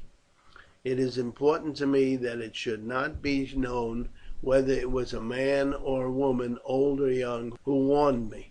I do not threaten you. I know that you are true and honest, but to ensure silence among your household, tell them that I shall certainly find out if the Roman soldiers learn here that it was an old man and a girl who visited me, and that I will take dire vengeance on whomsoever tells this to the Romans. Discharge your man before we leave with him, so that you may say truly that those the Romans find here are your whole household, and maintain that not one of them saw it was who came to me today." "I can promise that, my lord. You and the Lady Aemilia have been kind and good to us, and my wife, the female slave, and the hired men would do anything for you. As for the children, they were not present when Balbus said that he had been questioned by the old man, and can tell naught, however closely they may be questioned, save that Balbus was here and has gone." "I had not thought of that," Beric said. "Better then tell the soldiers the truth. You had 2 serving men, but we have carried one away with us." In half an hour all was ready for a start. The 2 female slaves, although attached to their mistress, were terrified at the thoughts of going away among the mountains, although Aemilia assured them that no harm could happen to them there. Then, with a hearty adieu to the farmer and his wife, Beric and his companions shouldered the loads, and with Balbus, Philo, Aemilia, and the 2 female slaves made their way up the mountain. As soon as they started, Beric gave orders to Philo to go on with all speed to the camp, and to tell Boduoc of the coming of Aemilia, and bid him order the men at once to prepare a bower at some short distance from that camp. Accordingly, when the party arrived, great fires were blazing, and the outlaws received Aemilia with shouts of welcome. "I thank you all," Beric said, "for my wife and myself. She knows that in no place could she be so safe as here, guarded by the brave men who have so faithfully followed her husband." So heartily had the men laboured that in the hour and a half that had elapsed since Philo had arrived, a large hut had been erected 100 yards from the camp, with a small bower beside it for the use of the female slaves. A great bonfire burnt in front, and the interior was lighted by torches of resinous wood. "Thanks, my friends," Beric said. "You have indeed built us a leafy palace. I need not exhort the guards to be watchful tonight, for it may be that the trader who will guide the Romans to the house where we have been stopping may know something of the mountains, and guessing the direction of our camp may attempt to lead them to it. Therefore, Boduoc, let the outposts be thrown out further than usual, and let some be placed fully 3 miles from here, in all the ravines by which it is likely the enemy might make their way hither." 3 days later Philo went down to learn what had passed. He was ordered not to approach the house, as some soldiers might have been left there to seize upon anyone who came down, but to remain at a distance until he saw the farmer or one of his household at work in the fields. He brought back news that the Romans had arrived on the night they had left, had searched the house and country round, had closely questioned all there, even to the children, and had carried off the farmer and his man. These had returned the next evening. They had been questioned by the general, who had administered the farmer severely on his failure to report the presence of the outlaws at whatever risk to his family and property, but on their making an oath that they were unable to give any information whatever, either as to the outlaws' retreat or the persons who had brought up news of the intended attack by the Romans, they were released. Balbus was then sent back to the farm with presents for all there, and it was agreed that the camp should be broken up. The general would, in compliance with the orders of Nero, make fresh efforts to hunt down the band, and as he knew now the neighbourhood in which they were, and that treachery might again betray the spot, it was better to choose some other locality. There was, too, no longer any occasion for them to keep together. They had the mountains to themselves now, and although the wild animals had been considerably diminished, there were still goats in the upper ranges, and swine and wild boar in the thickest parts of the forest. It was also advisable to know what was passing elsewhere, and to have warning of the approach of any body of troops from the camps round it. Accordingly, while the Britons remained with Beric, who took up his quarters in the forest at the foot of one of the loftiest crags, whence a view could be obtained of the hills from Rhegium to Cosenza, the rest were broken up into parties of 5. Signals were arranged by smoke during the day or fire at night. Warnings could be given to the approach of an enemy, and also whether it was a mere scouting party or a strong column. For another 3 months they lived among the hills. Their life was rougher than it had been, for they had now to subsist entirely upon the spoils of the chase, and bread made of ground acorns and beech nuts mixed with a very small portion of flour. The latter was obtained from lonely cottages, for Beric insisted that no villages should be entered. "There may be soldiers in every hamlet on the hills, and I would have no risk run of death or capture. Did a few of us fall into their hands, it would encourage them to continue their blockade. But as time goes on, and it is found that their presence is entirely fruitless, they may be recalled." For the first 2 weeks, indeed, after the failure of the attempt to entrap Beric, parties were sent up into the hills from all the camps, for as the remaining band of gladiators was known to number under 100 men, it would be no longer necessary for the assailants to move as an army. But after marching hither and thither through the forest without finding any sign of the fugitives, the troops returned to their camps, and a fortnight later the greater portion of them were either transported to Sicily or sent north, a few hundred men only remaining to watch for the reappearance of the band. From time to time Philo went down to Rhegium to gather news of what was passing, as the farmer had not been troubled since the visit of the troopers. They renewed their relations with him, except that they abstained from purchasing food of him lest he should be again questioned. Nevertheless, he occasionally sent up by Philo a skein of wine as a present to Beric, "so that I can swear that I have sold them nothing, and that they have taken nothing. There is little chance of my ever being asked if I made them a present," he said. He was surprised one day by a visit from a Roman who informed him that he was secretary to the general, and whom indeed he had seen when brought before him. "Do you still hear aught of the brigands, Cornelius?" he asked. The farmer was taken aback by the question. "No harm is intended to you," Nepo said. "The general may have reason for desiring to communicate with the band, whose leader at one time stayed in your house, which is now the last remnant of the gladiators around the hills. The search for them has been given up as vain, and probably he will receive orders from Rome to withdraw the troops altogether, and to offer terms to the gladiators. At present he cannot communicate with them, and he would be glad for you to renew your connection with them, not to assist them by selling them food or receiving them here, but that you should arrange some means of communication with them." "I might manage that," the farmer said. "It is true that once or twice some of them have come down here. They have taken nothing, and have come back, I think, more to learn what is passing without than for any other purpose, but it may be some time before they come again." "At any rate," Nepo said, "when they do come, do you arrange for a signal, such, for instance, as lighting 2 fires on the crest above there, with plenty of green wood, that would make a smoke which would be seen for many miles away. This smoke will tell them that there is a message for them from the general.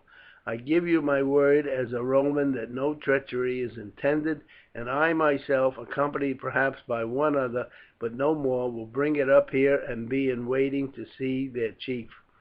So you see I should place myself much more in his hands than he in mine." It was not but a few days before Beric received this message. It filled him with hope, for remembering what Berenice had said about the proclamation of Galba as emperor, it seemed to him that this life as a fugitive might be approaching its end.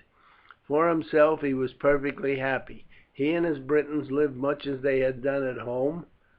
It required hard work to keep the larder supplied, but this only gave a greater zest to the chase. They sighed sometimes for the cool skies of Britain, but in other respects they were perfectly content. Since the soldiers had been withdrawn, they had had no difficulty in obtaining the 2 things they most required, flour and wine, and indeed sometimes brought up sacks of grain and jars of honey, from which they manufactured a sweet beer, such as they had drunk at home, and was to them far better than wine. Beric, perhaps, was more anxious for a change than any of his followers. Aemilia seemed perfectly happy. Her spirits were as high as when he had first known her as a girl at Massilia. She was the life and soul of the little band, and the Britons adored her, but Beric remembered that she had been brought up in comfort and luxury, and longed to give her similar surroundings. Although for luxuries he himself cared nothing, he did sometimes feel an ardent desire again to associate with men such as he had met at the house of Norbanus, to enjoy long talks on literary and other subjects, and to discuss history and philosophy. "It is good," he said one day to Aemilia, "for a man who lives among his fellows to have learned to enjoy study, and to find in enlightened conversation his chief pleasure. But if his lot is thrown far from towns, it were far better that he had known nothing of these pleasures." One morning Boduoc, who had gone up early to the summit of the crag, brought down the news that he could make out 2 columns of smoke rising from the hill over Rhegium. "I hope to bring you back good news tomorrow, Aemilia," Beric said, as he at once prepared to start. "I may find Nepo at the farm when I get there, and may possibly be back tonight. But it is a full 6-hour journey. As there is no moon I can hardly travel after sundown. I shall not expect you till tomorrow, Beric. It were best to arrange that, and then I shall not be looking for you. Even if Nepo is there when you arrive, you will want a long talk with him, and it is likely that Pollio will be with him, so do not think of starting back till the morning." It was just noon when Beric reached the farm. "You are just in time," Cornelius said. "I received an order at daybreak this morning to light the fires, and to tell you, if you came, that the general secretary would be here at noon. See, there are two figures coming up the hill now." The moment he saw that they had passed the fork of the path and were really coming to the house, Beric rushed down to meet him, and as he approached saw that they were indeed Pollio and Nepo. He and Pollio embraced each other affectionately. "I am well pleased indeed," Pollio said, "that we meet here for the first time, and that I do not encounter you in the forest. By the gods, but you have grown into a veritable giant! Why, you must overtop the tallest of your band by an inch or two, Pollio, and you have altered somewhat too." "The cares of matrimony age a man rapidly," Pollio said laughing, "though doubtless they sit lightly on your huge shoulders. Why, you could let my little cousin sit on your hand and hold her out at arm's length. I always told her that she would need a masterful husband to keep her in order, and truly she is well suited. But now for my news, Beric. Nero is dead. The news arrived last night." Beric uttered an exclamation of surprise. "How died he?" he asked. "By his own hand.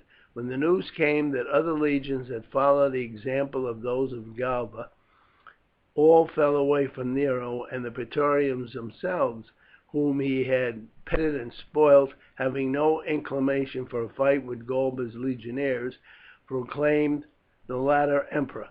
Then Nero showed himself a craven, flying in disguise to the house of Phaon. There he remained in hiding, weeping and terrified, knowing that he must die, but afraid to kill himself. He may well have thought then of how many he had compelled to die, and how calmly and fearless they had opened their veins. It was not until he heard the tramping of the horsemen sent to seize him that he nerved himself, and even then could not strike, but placing the point of a dagger against the breast, bade his slave drive it home. The Senate proclaimed Galba emperor 2 days before the death of Nero, but as yet all is uncertain. There are other generals whose legions may dispute this point. Syria and Egypt may choose Vespasian.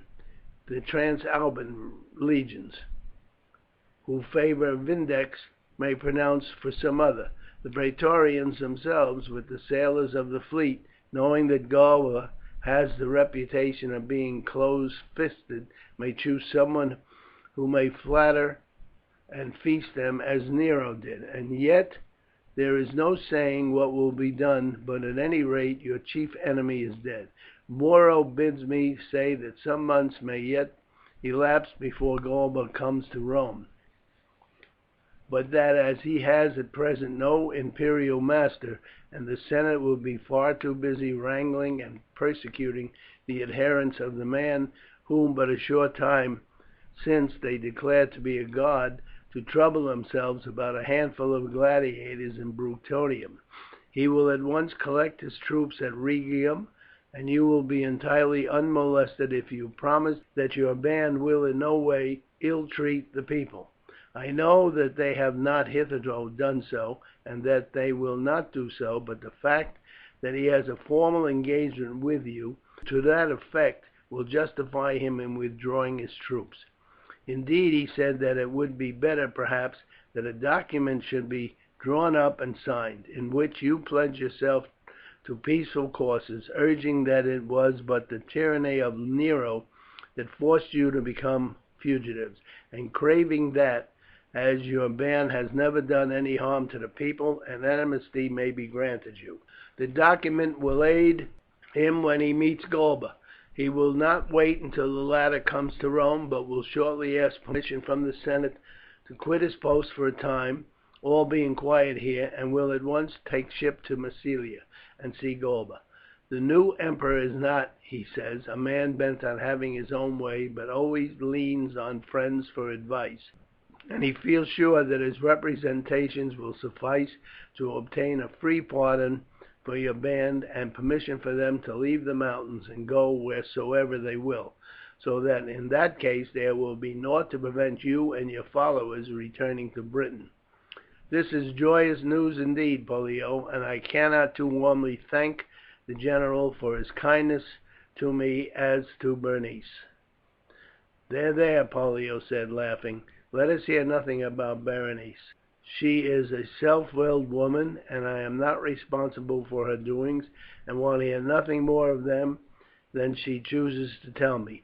By this time they had reached the farmhouse, where a meal was speedily prepared, and they sat talking together until evening, when Pollio and his companion returned to Rhegium.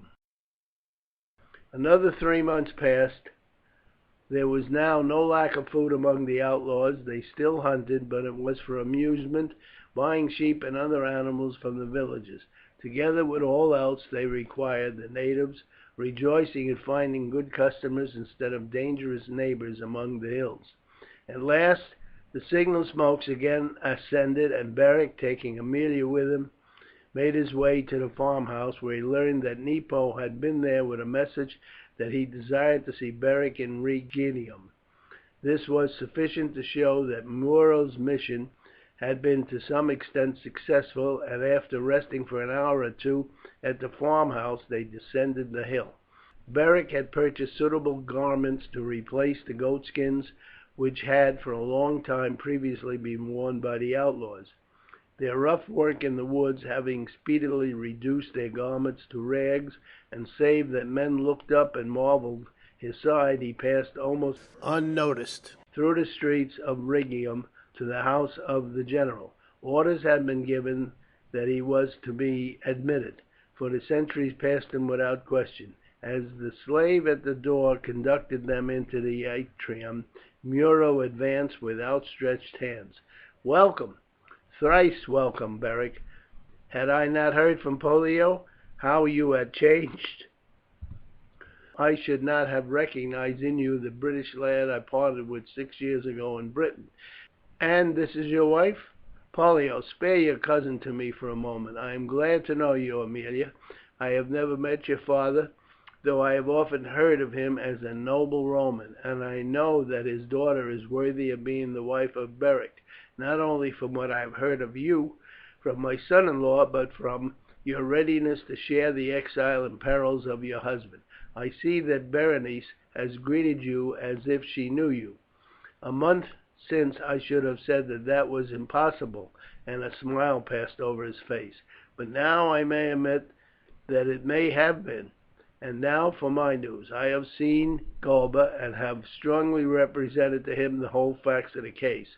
I have under his hand a free pardon for yourself and all your followers, who are permitted to go wheresoever they please without molestation from any. But more than that, I have represented to him how useful it would be that the Britons of the east, where the great rising against Rome took place, should be governed by one of their own chiefs, who, having a knowledge of the might and power of Rome, would, more than any other, be able to influence them in remaining peaceful and adopting somewhat of our civilization. He has therefore filled up an appointment creating you provincial governor of that part of Britain lying north of the Thames as far as the northern estuary, and bounded on the east by the region of swamps, the land of the Trinobantes, the Iceni, and a portion of the Brigantes, with full power over that country, and answerable only to the propraetor himself. Moreover, he has written to him on the subject, begging him to give you a free hand, and to support you warmly against the minor Roman officials in the district. I need not say that I answered for you fully, and pledged myself that you would in all things be faithful to Rome, and would use your influence to the utmost to reconcile the people to our rule." Beric was for a time too overcome to be able to thank Muro for his kindness. "I have repaid in a small way the debt that I and Pollio owe you," he said. "The Senate has not at present ratified the appointment, but that is mere form, and it will not be presented to them until Galba arrives. They are eagerly looking for his coming to free them from the excesses and tyranny of the Praetorian Guard, led by Nymphidius, the prefect. who has himself been scheming to succeed Nero, and they will ratify without question all that Galba may request. In the meantime there need be no delay. We can charter a ship to convey you and your British and Gaulish followers to Massilia. Galba is already supreme there, and thence you can travel as a Roman official of high rank. I will, of course, furnish you with means to do so." "In that respect I am still well provided," Beric said. "Nero, with all his faults, was generous, and was, in addition to my appointments, continually loading me with presents which I could not refuse. Even after paying for all that was necessary for my band during the past year, I am a wealthy man, and have ample to support Aemilia in luxury to the end of our lives. You will, of course, draw no pay until your arrival in Britain, but after that your appointment will be ample. However, I shall insist upon chartering the ship to convey you to Massilia." The beacon fires were lighted again next morning, and an hour later Beric met Boduoc, whom he had on leaving directed to follow with the Britons and to post himself near the crest of the hills. He returned with him to the band, who were transported with delight at hearing the news. Messengers were at once sent off to the party under Gatho, and on the following day the whole band reassembled, the joy of the Gauls being no less than that of the Britons. "You will have to take me with you, Beric," Porus said. "I am fit for nothing here save the arena. I have been away from Scythia since I was a boy, and should find myself a stranger there." "I will gladly take you, Porus, and will find you a wife among my countrywomen. You have shared my perils, and you should share in my good fortune. You must remain here among the hills till I send you up word that the ship is in readiness. Boduoc will come down with me, and will send up to the farm garments to replace your sheepskins, for truly Rhegium would be in an uproar did you descend in your present garb. Boduoc will bring you instructions as to your coming down. It were best that you came after nightfall and in small parties, and went direct on board the ship which he will point out to you. We do not wish to attract attention or to cause a talk in town, as the news would be carried to Rome, and the Senate might question the right of Muro to act upon a document which they have not yet ratified. Therefore we wish it kept quiet until the arrival of Galba at Rome." A week later the whole party stood on deck of a ship in the port of Rhegium. Beric had bidden farewell to Muro at his house. Pollio and Berenice accompanied him and Aemilia on board. "I do not mean this is farewell for ever, Beric," Pollio said. "I foresee that we are going to have troubled times in Rome.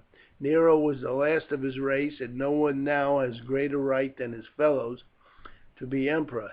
Now that they have once begun these military insurrections, for the proclamation of Galba was nothing else, I fear we shall have many more. The throne is open now to any ambitious man who is strong enough to grasp it.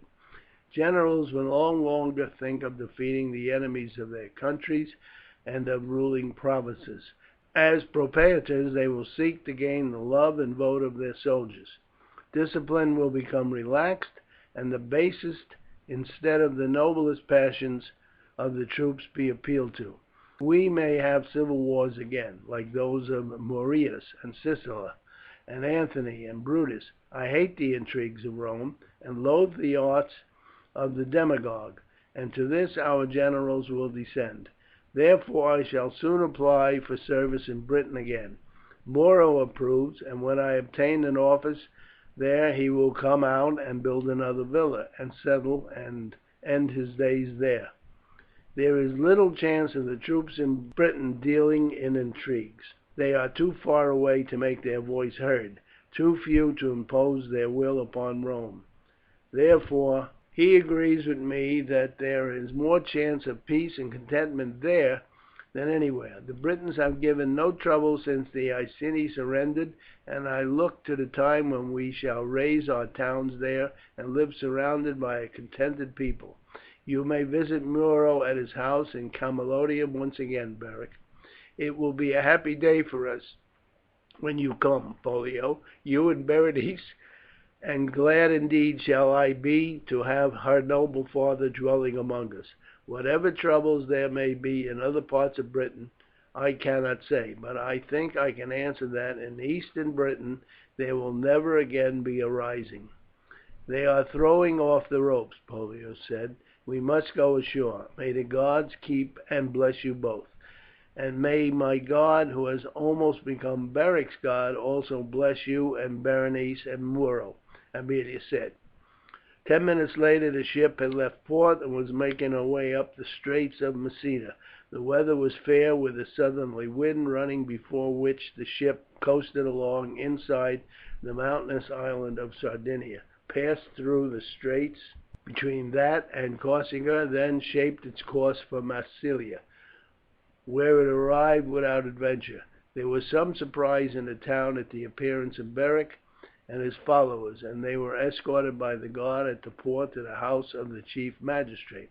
On Beric's presenting to him his appointment signed by Galba, and the safe conduct for himself and his comrade, the magistrate invited him and Aemilia to stay at his house. There were many officials to whom Aemilia was known when she dwelt there with her father, and for 10 days they stayed in the city.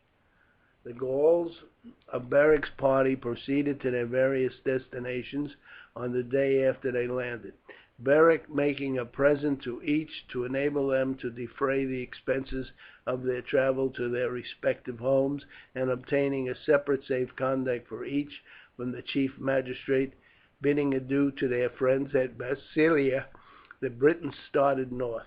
While in the town Beric obtained for his 20 followers a dress which was a mixture of that of the Britons and Romans, having the trousers or leggings of the British and the short Roman tunic. All were armed with sword, shield, and spear.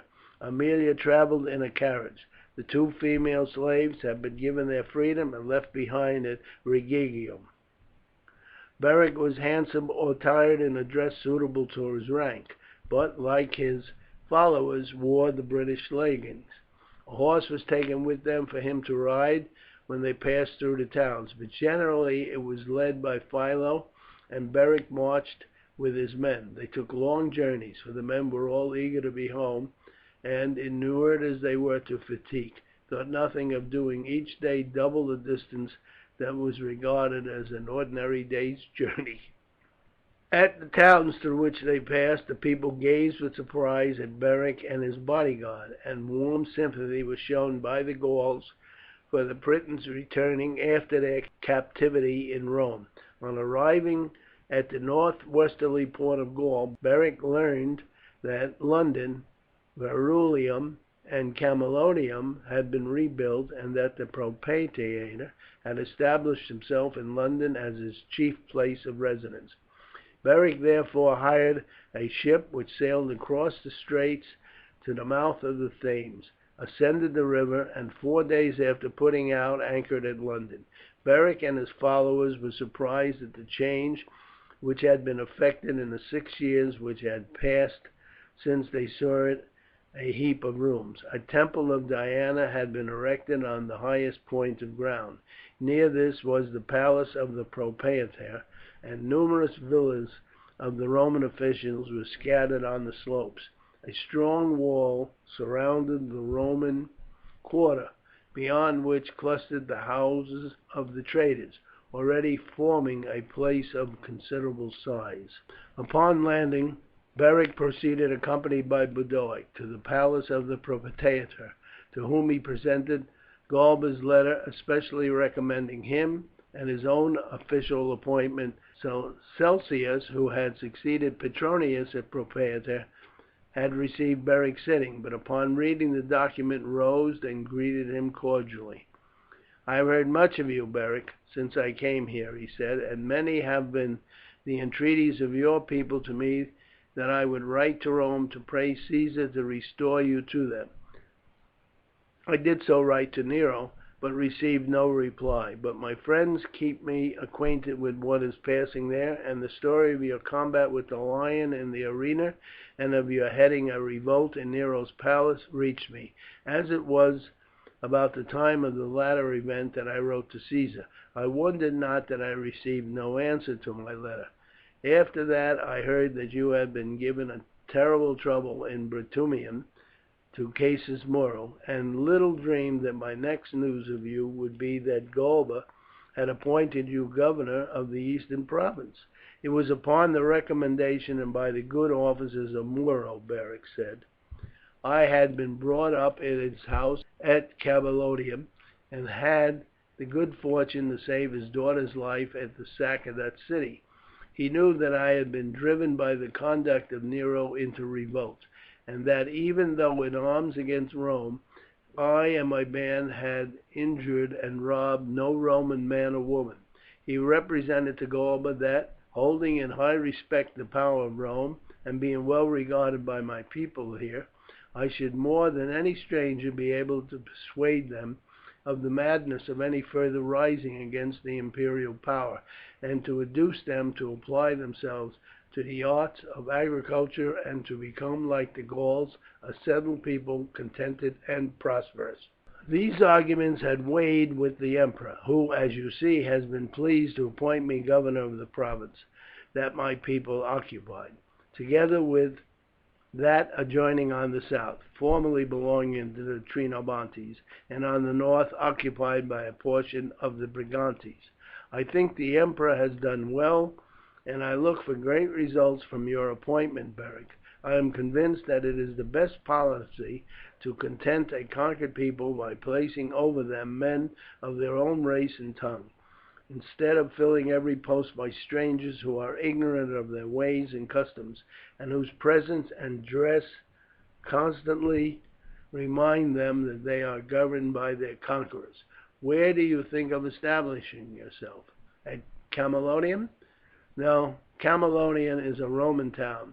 The people would not so freely come to me there to arbitrate in their disputes. I shall fix it at Norwich, which lies midway between Camalodunum and the northern boundary of the province, and through which, as I hear, one of your roads has now been made.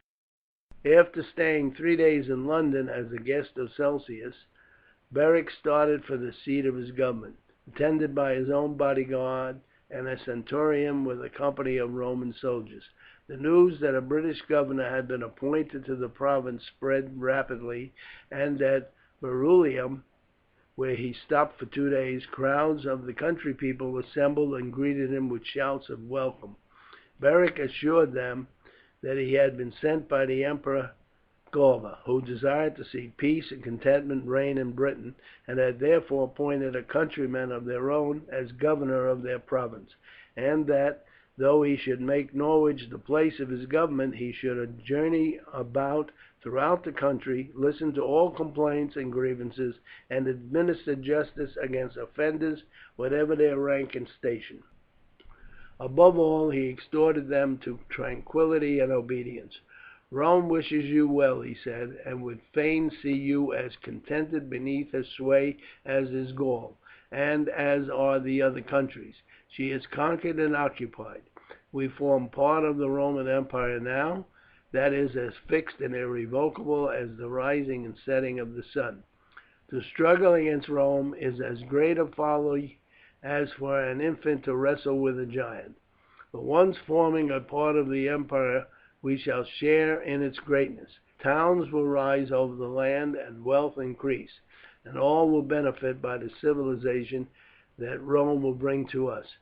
He addressed similar speeches to the people at each halting place, and was everywhere applauded, for the Trinobantes had felt most heavily the power of Rome, and all thoughts of resistance had faded out since the terrible slaughter that followed the defeat at Boadicea.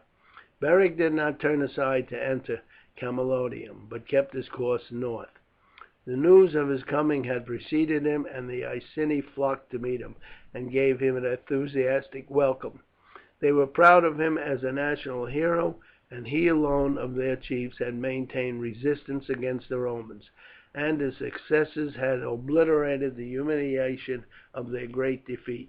Great numbers of those who came to meet him owed their lives to the refuge he had provided for them in the swamps, and they considered that it was to his influence they owed it that after his capture they were allowed to return to their native villages, and to take up their life there unmolested by the Romans.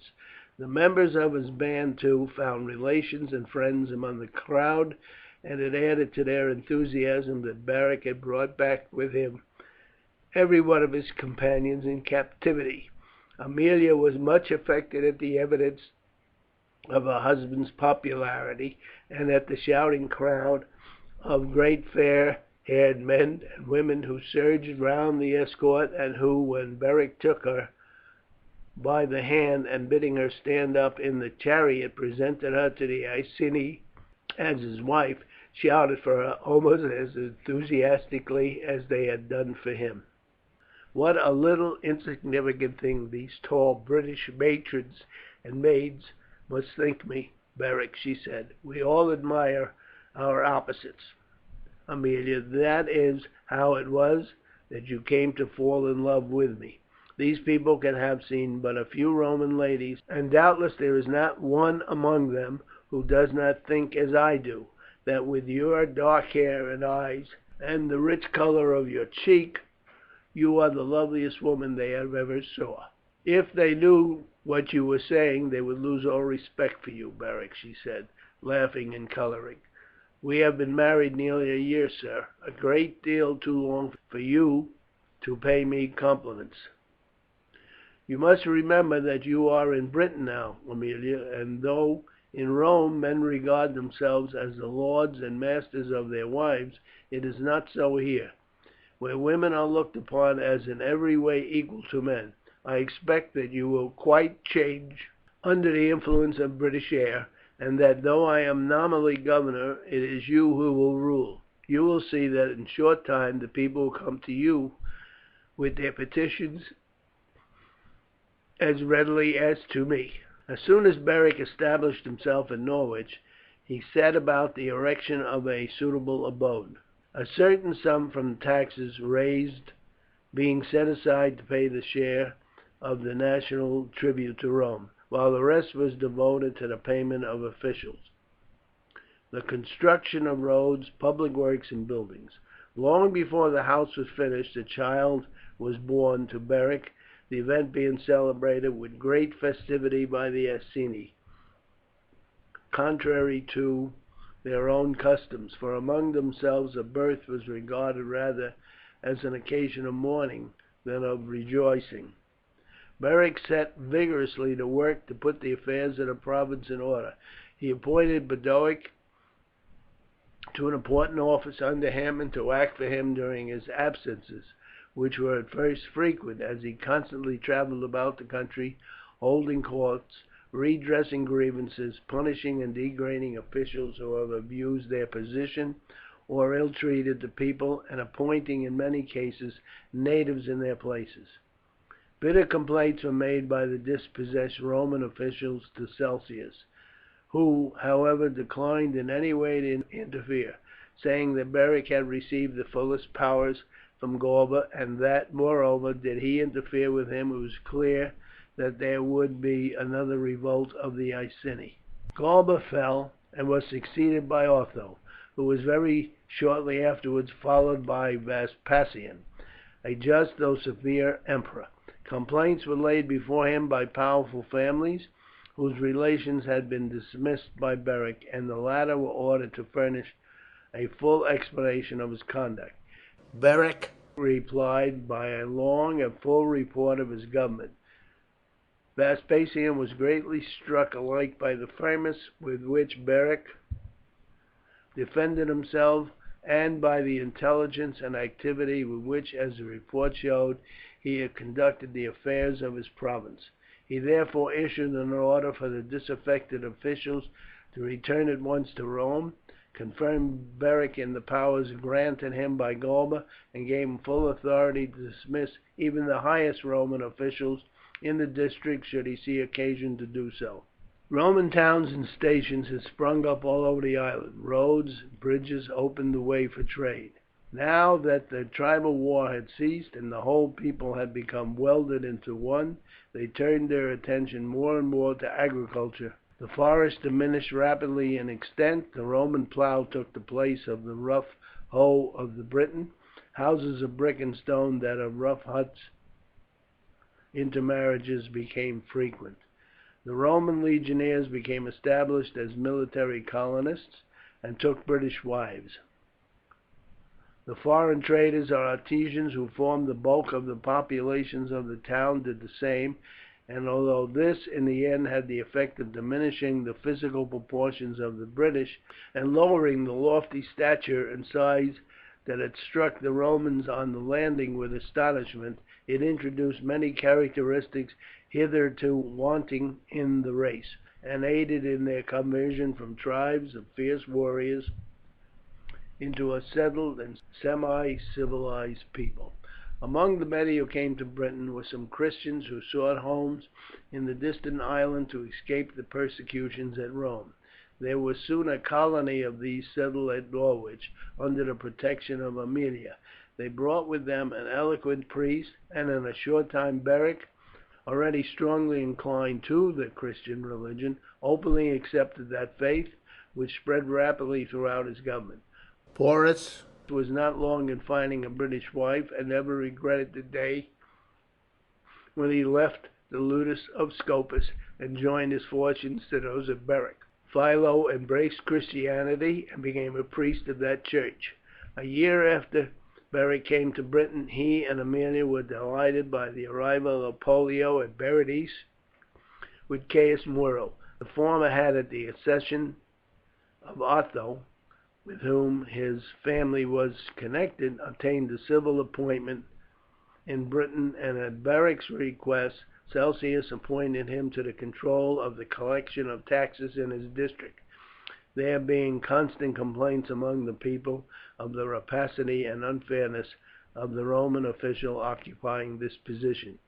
Pollio therefore established himself also at Norwich, Muro, with whom came Cneius Nepo, taking up his residence there with him, and as many other Roman families were there, neither Aemilia nor Berenice ever regretted the loss of the society of Rome.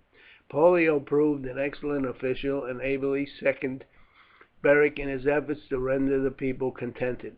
Had Beric foreseen the time when the Romans would abandon Britain and leave it to the mercy of the savages of the north and of the pirates of North Germany and Scandinavia, he would have seen that the extinction of the martial qualities of the British would lead to their ruin, but that Rome would decay and fall to pieces and become the prey of barbarians was a contingency beyond the human ken, and he and those who worked with him thought that the greatest blessing they could bestow upon their country was to render it a contented and prosperous province of the Roman Empire. This he succeeded in doing in his own government, and when, full of years and rich in the affection of his countrymen, he died, his son succeeded him in the government. For many generations the eastern division of the island was governed by descendants of Beric the Briton. End of chapter 21. End of Beric the Briton by G. A. Henty.